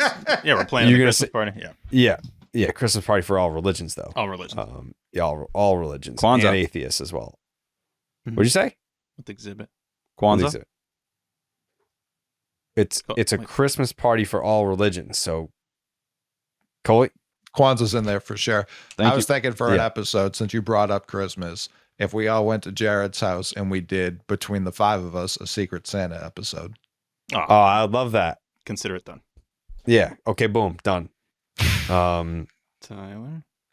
For the people who are listening who may not know what a Secret Santa is, could you guys possibly explain that? Game Time Picks curation makes it easier to save more on sports, concerts, comedy, theater, and more. The all-in pricing, once you toggle this feature, it shows the total upfront with no surprise fees at checkout. Get a panoramic view from your seat in the app before you buy. The lowest price guarantee or Game Time will credit you 110% of the difference. Game Time ticket coverage, your purchase is covered with the most flexible customer service policy in the ticketing industry today. Take the guesswork out of buying tickets with Game Time picks. Download the Game Time app, create an account, use the promo code SECTION10 for $20 off your first purchase. Terms apply. Again, create an account, use the promo code SECTION10, SECTION10 for $20 off. Download the Game Time app today. Tyler, what time is it? Game time. I'm going to ask Steve. Steve, what time is it? Game time. Game time? Oh. Yeah. Yeah, that's what time it is. Yeah, that's what time it is. Secret Santa? Is You that can what you're fucking asking? Google it. That's an absurd question. Whoa, You can look it up whoa, yourself. You don't know what Secret Santa is? No, I do not. T, you're killing me, T. I've never done this. Give that gift, T. Hold on. Yeah. Hold on. Yeah. Just got to get a gift and give it to you. Yeah. Wrap Take that that gift. present, T. Yeah. If you don't want to pass it on, T. What are we going to do for a budget? 6,000? Yeah, I was thinking 20, but we can go just do 6. Let's do 5. Let's make it around 5 racks. $5,000 Yeah. minimum. Broke boys. Well, I mean, it's the holiday season. We're trying to keep it light. Me and Jared, fathers, we got a lot of people to buy gifts for. I got 2 kids. I just put an addition on my $2 million house. Yep. This poor fucking guy. You going broke? I gotta go to Disney soon. You have the Titanic in your backyard, which needs renovation. I thought you were gonna say we get the Titanic trip. Like those tickets. Oh, are that's gonna be coming up. expensive, too. That's Yeah, we're coming gonna up. be doing that. That costs money. Yeah, I got my parents, my sister to buy for. So yeah, let's keep it a strict 5 racks. Godson. Godson to buy for. Jacoby. Jesus. Jacoby don't give a fuck no more, man. He is. How old is He's in Jacoby? his I don't give a shit era, big time. he doesn't even wag his tail anymore. He's How old's just like, Jacoby? I don't give a fuck. 34. He is 16. Okay, I wasn't going to mention him because I was not 100% that he was still with us. Oh but- no, he doesn't give a fuck about dying. He doesn't care about that. Oh, not his problem. Love you, Alan. Yeah, he is not a concern of his at all. No, he is impervious to it. It wouldn't be funny, but it would be kind of funny if Tyler met him once and he died like the next day. That's the first thing I was thinking of. Alan would hate Tyler me. also had a look on his face too. He had that look of like, I might kill this thing. I'll take him out. Yeah, Yeah, no. I'll take. I like an elderly dog.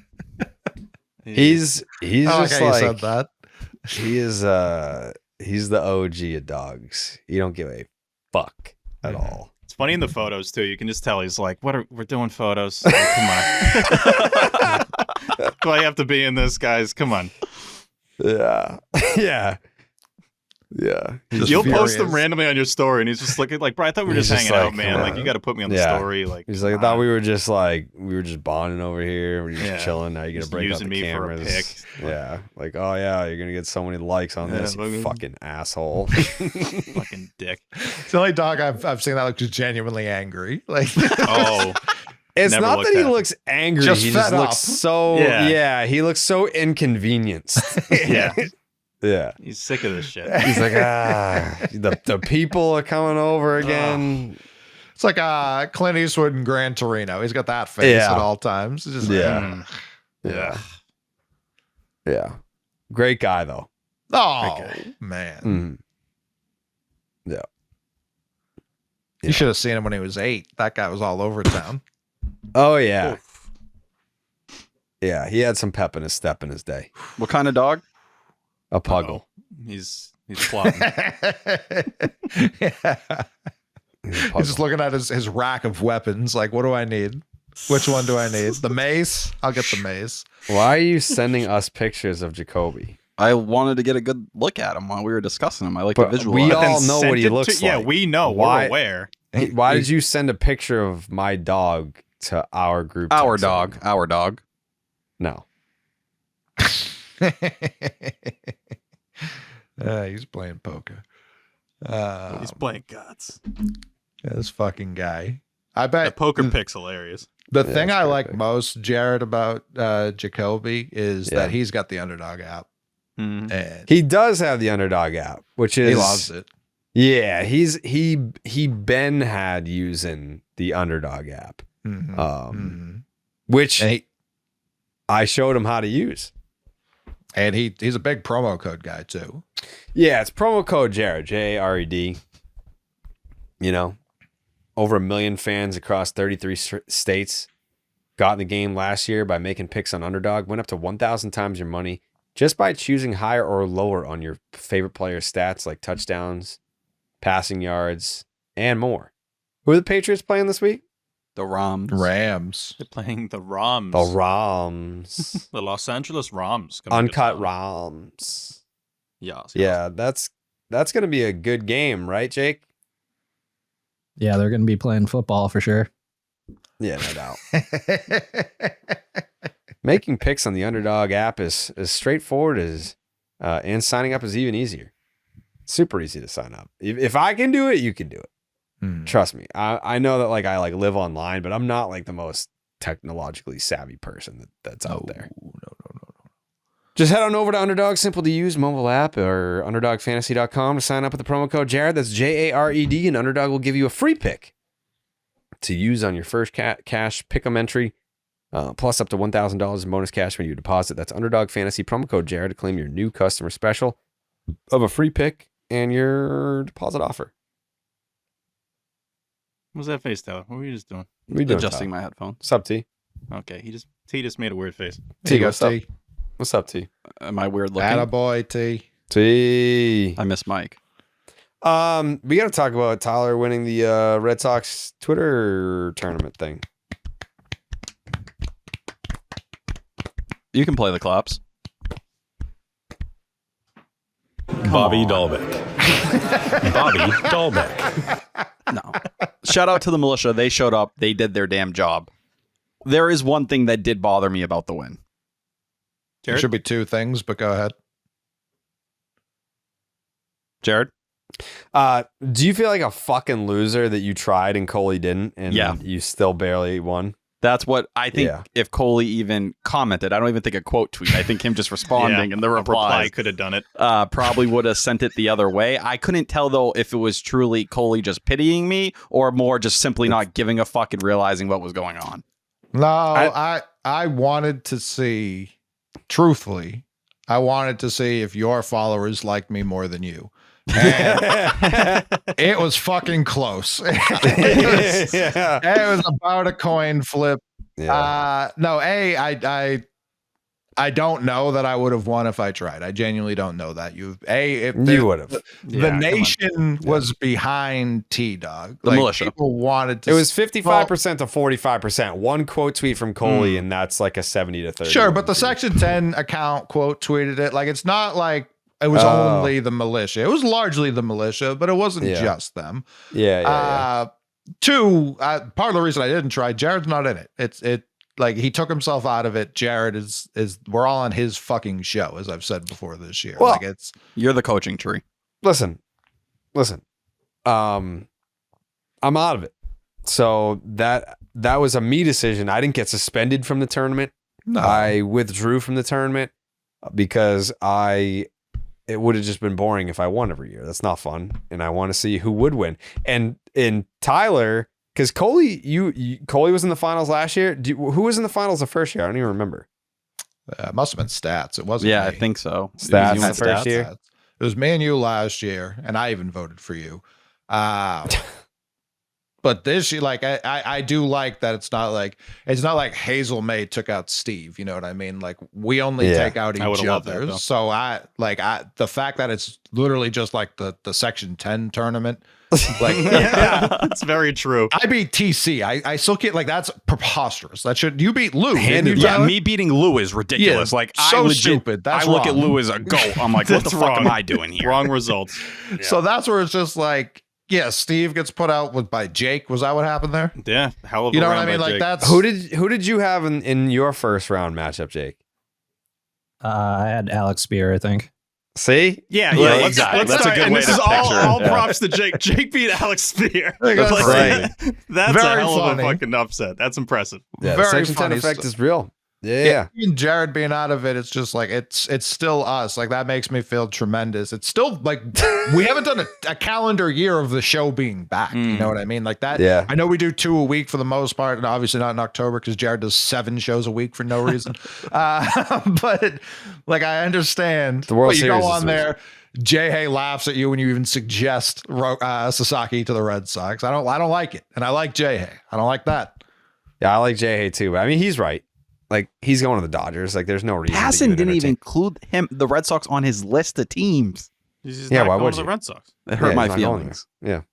Yeah. It's That hurt tough. your feelings? Yes. I thought you at least get a mention.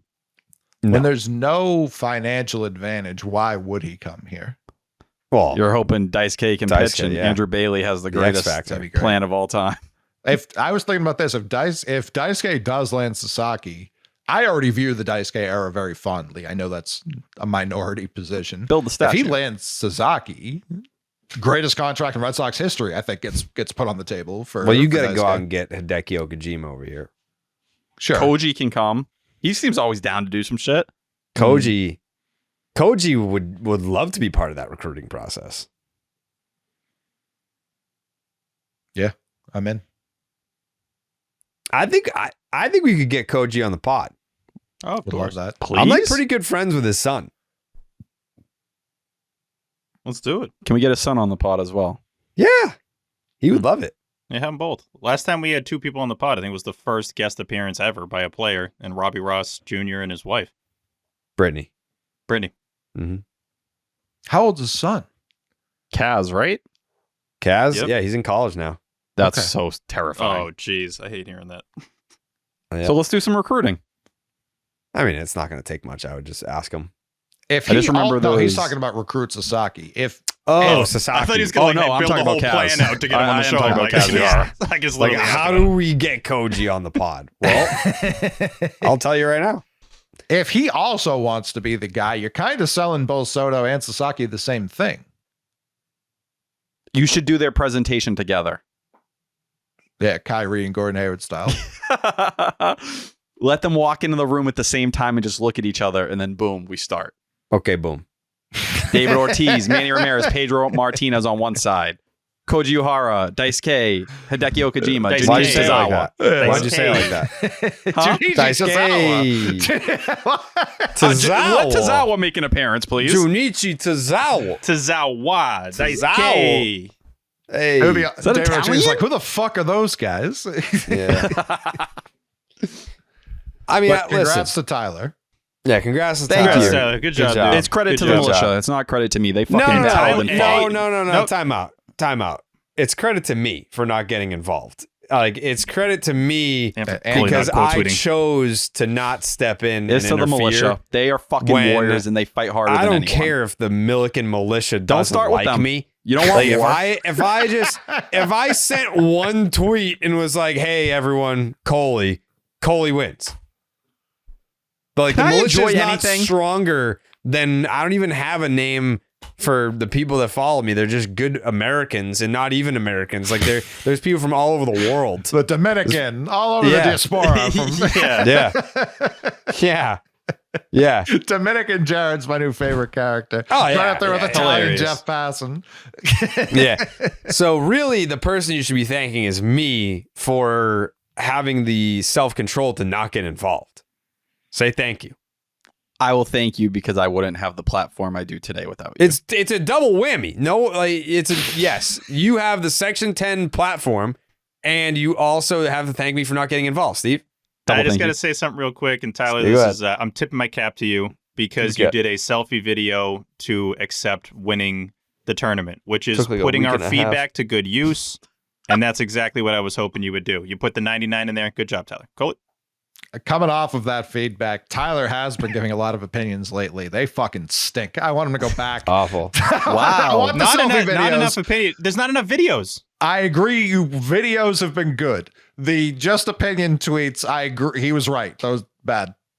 Why? Or bad like you don't like the take or bad like they look disgusting? Like you're too accustomed to the amount of characters they allow on Twitter now. You I do. Forged in the 140 because you're not getting your opinion off quick enough. There's a lot That of is The opinion's very buried. That is the irony in all of this, is that Tyler won a Red Sox Twitter tournament, but his Twitter sucks. the worst. Comfortably the worst. Like we God. like, but it's different, not right? that Because bad. hold on. It's a Red Sox Twitter personality tournament. So Tyler, as a Red Sox personality, I agree, like, should absolutely be in the conversation for the champ. But his Twitter sucks. The personality is awesome. That is championship worthy. As a podcaster, championship worthy. If he took our advice and was making reaction videos for Twitter, championship worthy. But 900 word tweets to just reword other people's reports is not championship worthy to me. No, I prefer the reports to, because now he's caught in this no man's land where he's trying to do some reporting and then It's a he'll middle be like, tank thing. he'll be like, I hate it, yo, and I'm like, that's not how people talk. Why are you saying that? Like, I didn't. What? Where did I do that? you try I and hate put it, some yo. like weird young hip twist on it, like it just doesn't work. Just what's the take? Get to the Get take. to the take. I think he's trying to take. satisfy everybody. He's trying to satisfy Right, the news it's not crowd working. and He's us. caught in a no Yeah. man's No, land. and it's Like like a middle ground. 9-paragraph essay. It's like what's with all the spaces? Which he did warn us about. He did say they stunk. He did say his old way of going about it. By did the way, stink. I don't think there's that many selfie videos. I'm still waiting for more of those, Yeah, Tyler. I think there's only agreed. been a couple. The Shiesty one was a little random, so that doesn't really count. But again, the acceptance speech was good. It's hard to a certain degree, right? And I texted Jared last No, Friday you just press record and you put it on your face, and And then you you don't even tweet need to it. download an app. It comes with the phone. Yeah. It's a I You video. know need what's to going to figure that happen, out. T? You know what's going to happen? What's an update? I gave you kind of like the blueprint of what I wish that I cared enough to do. But if you're not going to take the blueprint, I'm just going to take it back and I'm going to start making these fucking videos. I'm trying to What if find we all start doing the videos and he just Yeah, doesn't do like, the I think that's what we Honestly. have to do. Me, Coley, Steve, and Jake are going to start doing reaction videos and we're going to be like, this is, I wish Tyler was doing this, but he's not. So we're just going to have to go ahead and do it. Coley? I had a literal meeting with the head of Underdog Social today. Yeah. Kenny, great What'd guy. he say? Oh, yeah, Kenny. Shout out, Yep. Kenny. Shout out, Kenny. And That's my manager literally right there. the That's my thing boy. I pitched was the whole company needs to start doing selfie reaction videos Oh. to put both on our own accounts and the main account. Yep. And he said, we'll need proof of concept. I said, don't worry. I promise this all happened. This isn't just for the bit. I said, don't worry. Red Sox free agency, whether we get guys or not, is going to be perfect for this. And me and Jared can take the helm. So I promise this is happening whether or not Tyler starts doing it. Hey, you know what? I'm in, Kenny. I'm in. I'm joining. You talked me into it. I love the idea. So let's start doing selfie reaction videos. I love it. I love it. I That's want a them good all idea. back to back to back too. I want them just clogging the feed up. Just a bunch of Yeah. us just doing Yeah. videos. Yeah, if Coley does whoever's first, I'm quote tweeting it, and that's gonna add my selfie video to it. You're quote tweeting the selfie video with the selfie video. Yes. Yep. Okay. No more word tweets. We're only- Yeah. The amount of videos of our faces that you're about to see on your So Twitter, many. it's gonna be ridiculous. Yeah, I'm no longer like, even if it's like a sentence, I'm just gonna Yeah. like do like a 3-second video and tweet it. Red Sox actually adding 5 new peanut guys for 2025. I'm doing like 3 minutes on that. I don't know how long you can post, but Yeah. very I think exciting. what is it, like up to like 10 Oh. minutes? No, Oh, you can it's do a way lot. longer. If you're paying for check marks, which I think we all are, Yeah, you limited, can post. right? I've seen feature length Yeah. films on Okay. Twitter.com. Oh, Those are yeah, 2 hour you're right. reactions. Yeah, I think I've seen saw people s- be like, "Fuck it, here's Yeah, Oppenheimer." here's game 5 of the finals. Yeah, they just Yeah. post the whole game. I've seen someone post the entire like season 3 of Drew Carey in a tweet. Like you can really get to I think that was post Tyler them. that posted. Yeah. Yeah, Tyler. Yeah, too. No, it's not that I'm into the idea of the videos. It's trying to Doesn't pick sound the like you're into spots. No, I Doesn't do. sound- Because I saw See the how many he's reaction. done. I think that was the longest gap in between Section 10 episodes. Coley? I'm abusing the hand raise today, but it needs to be done. Yeah, I please. think we need a segment on every episode where Eamon comes in and just gives T a pep talk. I need something. It's called Tea Talks. Tea Talks. Yeah. There you go. Yeah, Yeah, I think tea that's time. what we need. That would make Tea me time. feel I like better. that. No, but I texted you on last Friday or something like that. Mhm. And I've been thinking a lot. Like I changed the profile picture on Twitter. I'm I don't know trying why to you did that. Yeah. That's not, I didn't say to do that. Oh, for I thought it was going to be like a new era. Like we're trying new things. No, I thought that was a sign that he's trying new stuff. I was fine with that. yeah. I totally took that as symbolism. Tyler, is it a wing and a mozzarella stick? I was trying to figure out what that is. It's a moon underneath with a buffalo tender on top. And I'll typically take the other half of the moon and put it on top of the tender and then eat it as a sandwich. Jared. So I'm looking at the picture here, that you changed it to. Yep. I hate it. All right.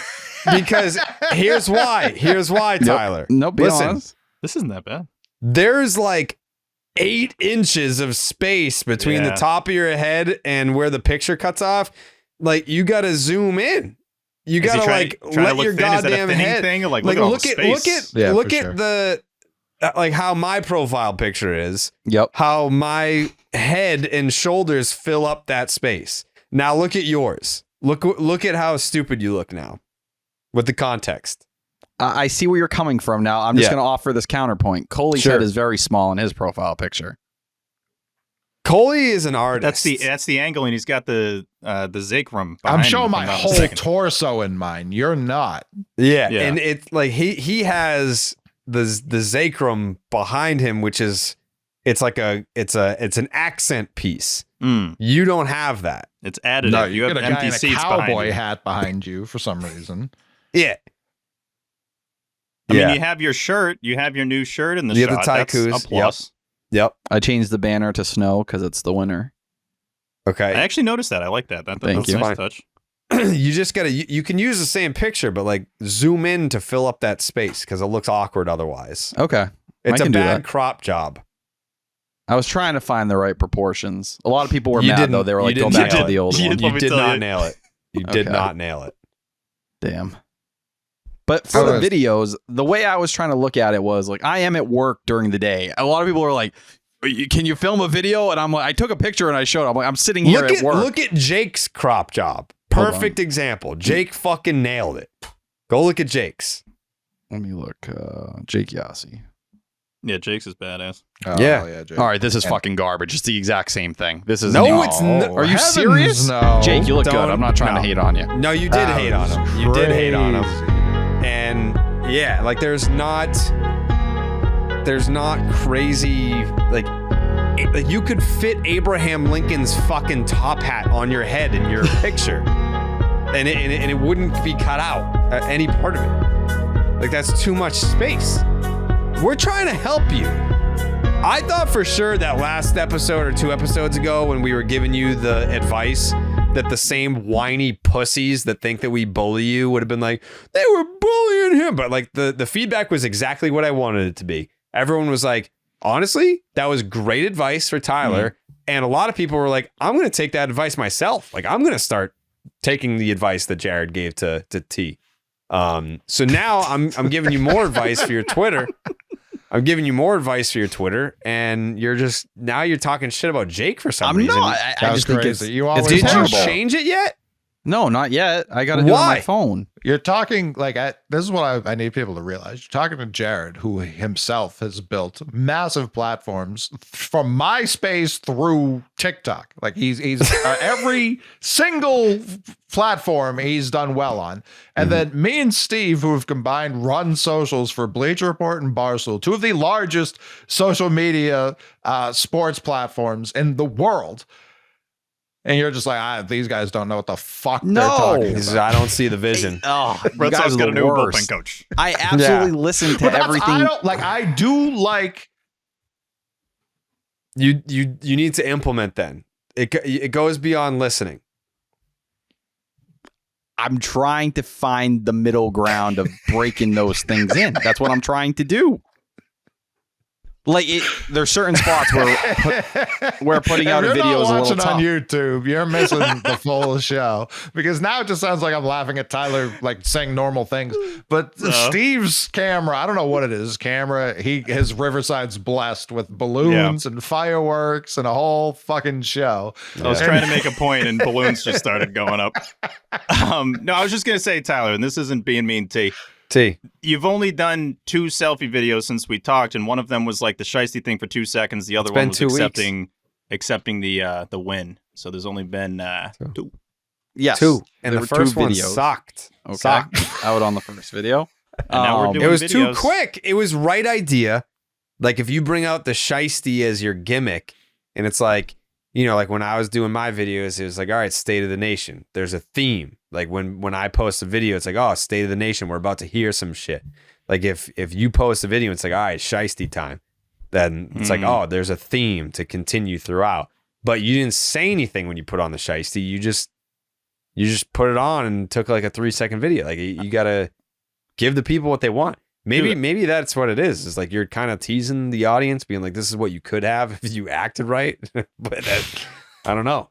I saw Tua was wearing a shiesty after the Monday night game, and I'm like, no, that's Tyler's move, dude. That's not your move. So you own that. Do these videos with the shiesty on.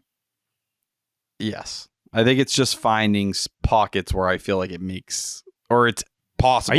Are you at work? I know you only work. Are you at work that much? I'm at work till I'm not home until 4:35. I'm in the process of moving, so I've been moving every day. So I haven't had the usual time I do have.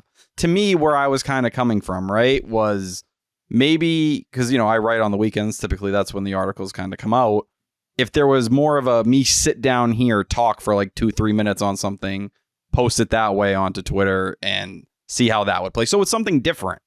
I also want there to be some quality to it, I feel like, instead of me just screaming at the phone. That's wrong. That's wrong. That part's completely wrong. The other part was fine. That's not what is going to get the people going. You definitely want the rawest, least produced version of it. It just, the people want to feel like I'm right next to T right now. I know, we just said, look at Jake's picture and you call him a fucking asshole. That's what people want. People want your off the cuff, immediate, not over filtered, not pristine, overproduced. No. What did you think in that exact moment? It's why Lou's dog walk videos work. Because he's just out. He's not out there with the dog for 3 hours being like, I know you want to go lay down. No, it's whatever he says on that take, and then it goes out. Mm-hmm. That was the other thing. I was like, am I biting his swag a little bit by getting into that? No, he does just not. Don't walk a dog. Videos up. Yeah, if you're walking a dog. Don't be anywhere near a dog. Yeah, don't walk a dog for the rest of your life. Yep. No. Yeah. But I also feel like the reason people want to hear from me from time to time. No, this is good. It's fun for me to talk this out with you guys because this is seriously how I think. Steve heard butt and bought a gun on eBay. No. But to me, version you should do it. You should do it laying on the floor and just call it low T. Or ripping a bong in your high T. Yeah, that's not bad. To me, the version people care to hear from is the one with the stats and the numbers and the talking points with the numbers. No, Jake's no. Yeah, you don't get. I might even have to take this offline with you, T. I might have to fucking people. If you did tea time and you had tea with you, I think that's another thing. Or if you have his shoulders and shake them. Yeah, people listen. Listen to me, T. People don't give a fuck about the takes. I've heard that. Everyone has said listen, that. let me talk. Wrong. Let me talk. People pay Chris Cotillo money for his advice. And what a line. I am giving you advice for free. And you're just not getting it. No, I'm getting it. You're not grasping it. You're not retaining it. You're not implementing it. I'm gonna take this offline with you. Oh, God. I'll make sure that you write this shit down that I'm telling you. I heard I'm repeating it back. You're not. Okay. So we're gonna get through to you here, okay? Because this is an opportunity of a lifetime. It's like in Billy Madison, where he's got the fat kid by the face, and he's like, like just trying to shake some sense into you. Like, you don't know what you're talking about. No. But here's the good thing, T. Here's a good thing, right?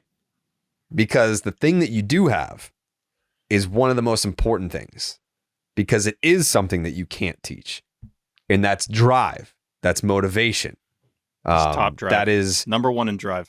Yeah. That's like, the ability to be consistent, work ethic every day. You cannot teach those things, and you have that. So that's arguably the biggest thing, because a lot of people, they just want a overnight success type deal.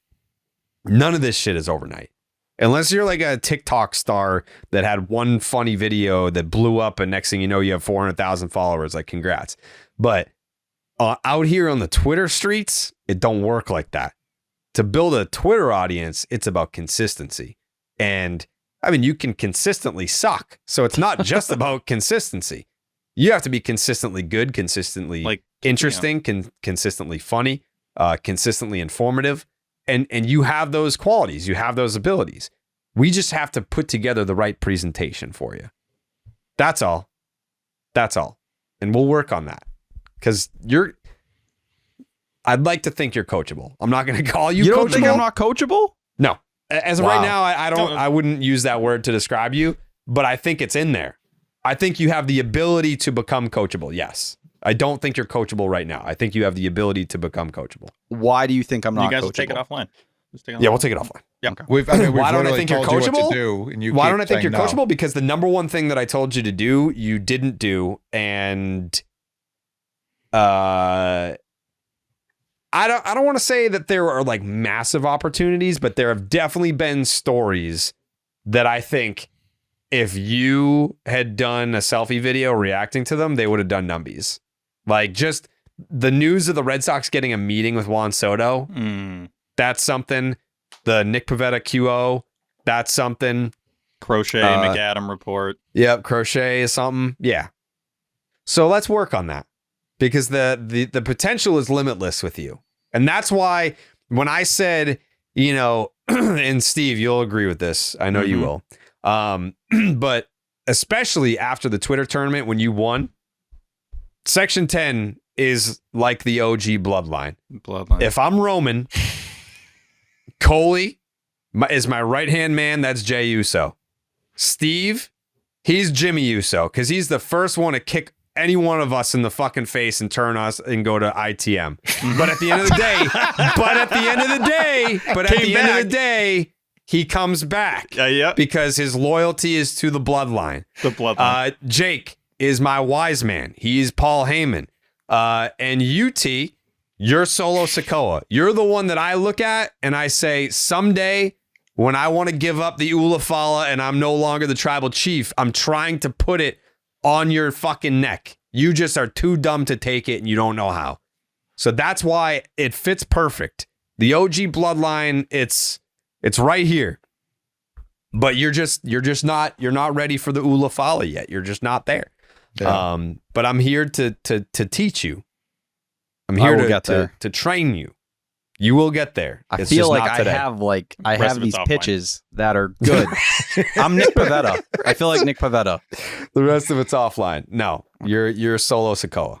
No, it's like if the Red Sox are like telling Christian Campbell to hit home runs and he's like, I'm going to keep hitting singles. Yeah. We'll take it offline, though. The rest of it. The rest of it is going to be so offline, dude. All offline. So,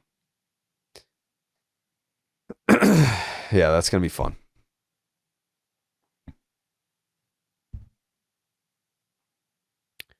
I know Steve mentioned like 2 episodes ago that we got some DMs. That'll be for the next show. Do we still have DMs, Steve? Yeah, but I want to get like a fresher batch. These are from like a month ago. Yeah, but like some of them have got to be like timeless classics. You know what I'm saying? Some of them got to be. There's a couple evergreens. What's that word, Coley? Evergreen. Yeah, it's evergreen. Yeah. Credit me. Credit to Coley. That word. Yeah, Coley came up with that green. Yeah. Do we have some DMs, Steve? Yeah, I think we're pushing 3 hours, so I don't know. No. We're on episode 2 right now. You dumbass. Nah, episode 2 is a prospect pod. You dumbass. I told you that. Nah, this is episode 2. No, it's not. Jake.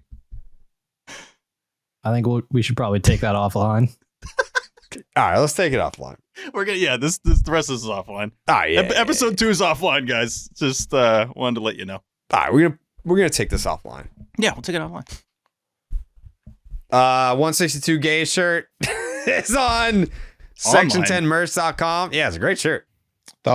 Where your mic was throughout this episode, it just looked like you were wearing a shirt that 16 said 16 gays. gays, which is a much funnier shirt. It was either 16 gays or 162 A's. Yeah, it's 16 gays is either like a documentary or a movie or something. It's a very specific amount of gays. 16 gays. That's a good batch of gays. It's a 16's movie. It's a big movie about a private plane of 16 homosexuals that goes down in the Swiss Alps, and they have got to figure out how to survive. Well, it starts as 24 gays. And the Alps. 8 gay. Yeah. A couple died on impact, but yeah, it gets Sure. down to 16. Yeah. And that was the surviving 16. Yes. I'd love to see a movie poster for 16 gays. 16 gays. Be a shame if Corey made that. Yeah. Yep. That's cool. I'd watch that movie. But so Tyler, Secret Santa, right? Yeah. What is that all about? We all get, why don't you know what that is? You're I've an never adult, done one. man.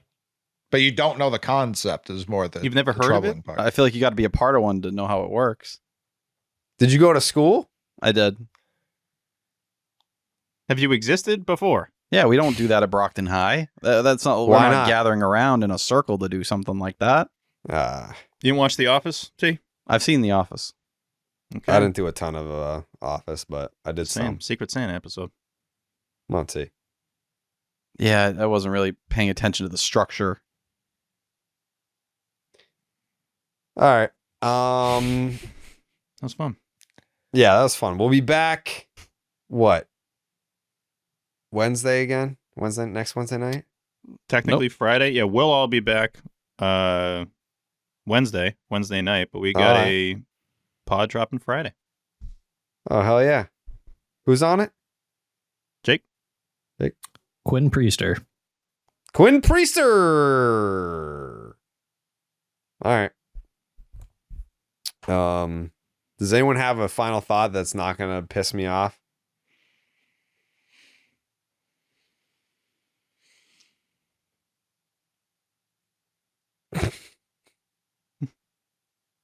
Anybody? Steve? Yeah, just wanted to do a big shout out to Millsy. Yeah. Who just got hired as the bench coach with the Reds. Yeah. Just kind of wondering if they're also going to get Elsie and Petey. Pap. I just hope they don't take Pap. You should have heard what Pap would say. I can't repeat what Pap would say, especially when times are going bad. Oh. But yeah, shout out Millsy. See, that's a good final thought. That's a good final thought. It's like, we didn't need to do a segment on this, but it's funny. It's quick. It's not 8.5 minutes on the number 78 prospect in the system. Yes, T? That felt like a shot at me, but I'll let it go. No. I was giving an example of what a bad final thought would be. Go ahead. It's insulting that Wilyer Abreu was not a finalist for AL Rookie of the Year, especially over Austin Wells, when Wilyer Abreu had more WAR than all of those other players on the list. If you look at Baseball Reference's version of WAR, and winning the Gold Glove in right field, I feel like should be held to at least a similar regard as a really good defensive catcher, especially at Fenway Park. I agree with that final take. Cole? So we hired the Orioles bullpen coach, and now why that's important, you look at guys like Luis Guerrero. No, I'm just kidding. I'm just making fun of Tyler. I don't have anything. Shout out Chris Holt. Speaking of Holtz, Brock posted an IG photo where he blurred out his feet, and it gave me a little chuckle deuce. Yeah. Oh. M&M's has brought back peanut butter and jelly M&M's, and I don't know that enough people know that that's a thing. They didn't know it was a thing 15 years ago when it first hit the shelves. They're back. Jared, I don't really understand. You hate peanut butter and jelly? Would you hate America? So here's the thing, and maybe this is wrong of me to say. I've never had peanut butter and jelly before. It's a little bit crazy. Me either. I'm allergic to peanut butter. That's the boat you're in. Yeah. I have an allergy. Jumping out. That doesn't make it better. I'm too weak to survive. Yeah, what is that? That's crazy. Can I say something real quick? Yeah, Steve. Sorry. Yeah, go ahead. Yeah. Coley, it feels like some of the missing content in the universe is you breaking down unique snacks. I would watch those videos like all the time. Have you done this before? I talk about it all the time. No one listens to me. It's all I talk about is that these things exist. I do it here. I do it on Twitter. I fucking posted that Cinnamon Toast Crunch bacon like 2 months ago, and then it goes viral the other week. Drives me insane how overlooked I am when it comes to this shit. Yeah, I look at you as the king of the unique snacks. So I don't know if that could become a video series or what, because our faces are going to be all over y'all's Twitter. That's for sure. I think Coley should do some sort of like YouTube segment on snacks and sodas. I know that's like Frank the Tank does soda, but like snacks and sodas. It's like the snacks N with the little squiggle on it. Yeah. I tiered sodas once in a blog, and people were like, "Oh, this is Tank's territory." It's like, am I not fucking fat enough to have an opinion on soda? That's what I don't like is when people try to. No, I'm not saying that Frank did this. It's when fans monopolize something on behalf of someone. Like, for example, like we were doing the live streams for the playoffs, and people are like, "Oh yeah, you guys are ripping off Barstool." It's like they didn't invent live streams, and also like some of us helped make those live streams as legendary as they were at their peak.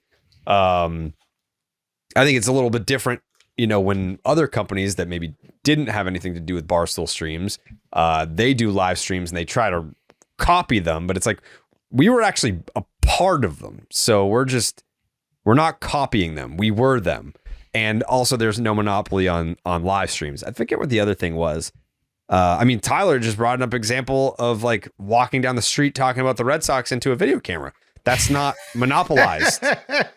Like you can just do that. You're not copying anyone. You're just talking into a camera. That's okay. You should be able to do that. And we're gonna make sure we're gonna take it offline. Yeah, we're gonna take it offline. Yeah. Rest of it's gonna be offline. But we are gonna have that conversation about how we elevate tea. Just not here. That's offline. Offline. Yeah, but we're gonna get that tea up. There's a Shirley Temple 7-Up that's out right now. People should be coming their pants about that. That's a big time edition, and they have 0 sugar, 0 calorie. Tyler, for us people. What about me? I don't do sugar. Well, good for you. We have an option for you, Dr. Pepper. For people who like pepper, they've got a blackberry version coming out at the top of the year. That's going to be unfucking believable. They've already got 23 flavors in that thing, Steve. They're putting a 24th in again. Typically works. Yeah. So shout out DP. Yeah. Is there anything else? Is there anything else pressing? Feel like there is. Feel like I'm missing one. I don't know. I'm just thinking off-season closing thoughts. This is probably right in your wheelhouse, giving us updates on the new snacks and sodas. Yeah, I text them in the group. I've done it before as a closing thought. I'm just surrounded by peanut butter and jelly M&Ms. That's why I brought it up. Yeah, I have a closing thought. What do you got? It's more of an announcement because I feel like if I announce this on the podcast, then there will be peer pressure to make it happen. If I speak it into existence, the Red Sox sign Juan Soto. Yeah, just say it. Woohoo! So I'm going to be having some people over for Survivor Series War Games. And, I threw out the invite to Steve earlier today, and he said he would come, but like, it's hard to get Steve to come sometimes. You know what I'm saying? Gotta play so I think if I put it out there and we have a content potential opportunity with Steve watching Survivor Series War Games because it's Bloodline versus Bloodline. There's going to be huge story development. I mean, the vibe at these we call them dork parties. The vibe of the dork party is going to be very tense and into it, like because we are a very pro Roman Reigns bloodline household. So you're going to be thrown into the mix here, and I think that there's a content opportunity there, Steve. For you. Is that this Sunday? No, it's you know when it is. But yeah, this is a test and you thing. Yeah, it's like 3 Saturdays from now. What is it? November 30th, I want to say. Okay. Right after Thanksgiving. Yeah, it is. Yes. I might be with your favorite Peralt, but okay. He's very much welcome. Actually, he knows what's up, just like me. Like we both know what's up in this field. Yeah, Dan Peralt's invited. Mhm. It's November 30th. At my house. So okay. That would be excellent. I will definitely show up with Dan. Absolutely. Dan Peralt at my fucking house? Yeah. Yeah. You want to talk content? You got to get a photo of you and Dan on the wall, by the way. We took one, right? We have one, but I think it was on his camera though. So I probably screenshotted it from his Instagram story, but for like the high res version, like your wallpaper on your phone type of deal. Yeah. Yeah. But like if I want to print it off and have high res, because I'm gonna make it like a 30 by 60. It's gonna be one of your entire walls. Load bearing Peralt. Yeah. Yeah. I'm gonna need the high res pixels and all that shit, so I can print it off. We'll figure it out. Yeah. So, all right. So we'll be back on Friday with Quinn Priester. That'll be a fun episode. I know it's fun because I was there. We already recorded it. When did we record that? Was that early September? End of August? Late August? Ago. I think that was August. Yeah, late Blue August. Sox night. Woo Sox night. Well, I know it was Woo Sox night. I'm trying to think of what month it was. Late It was August because it was like 2 weeks before Fenway. Yeah. Good point, Kim. All right. Enjoy the Quinn Priester interview. Thanks for listening. Shout out to Lou Merlone for killing it as he always does. Who do you guys want next week? Juan Soto. All right. Juan Soto, along with John Henry on Section 10 next week. All right. This is Jared signing off, saying, Buenas noches, amigos.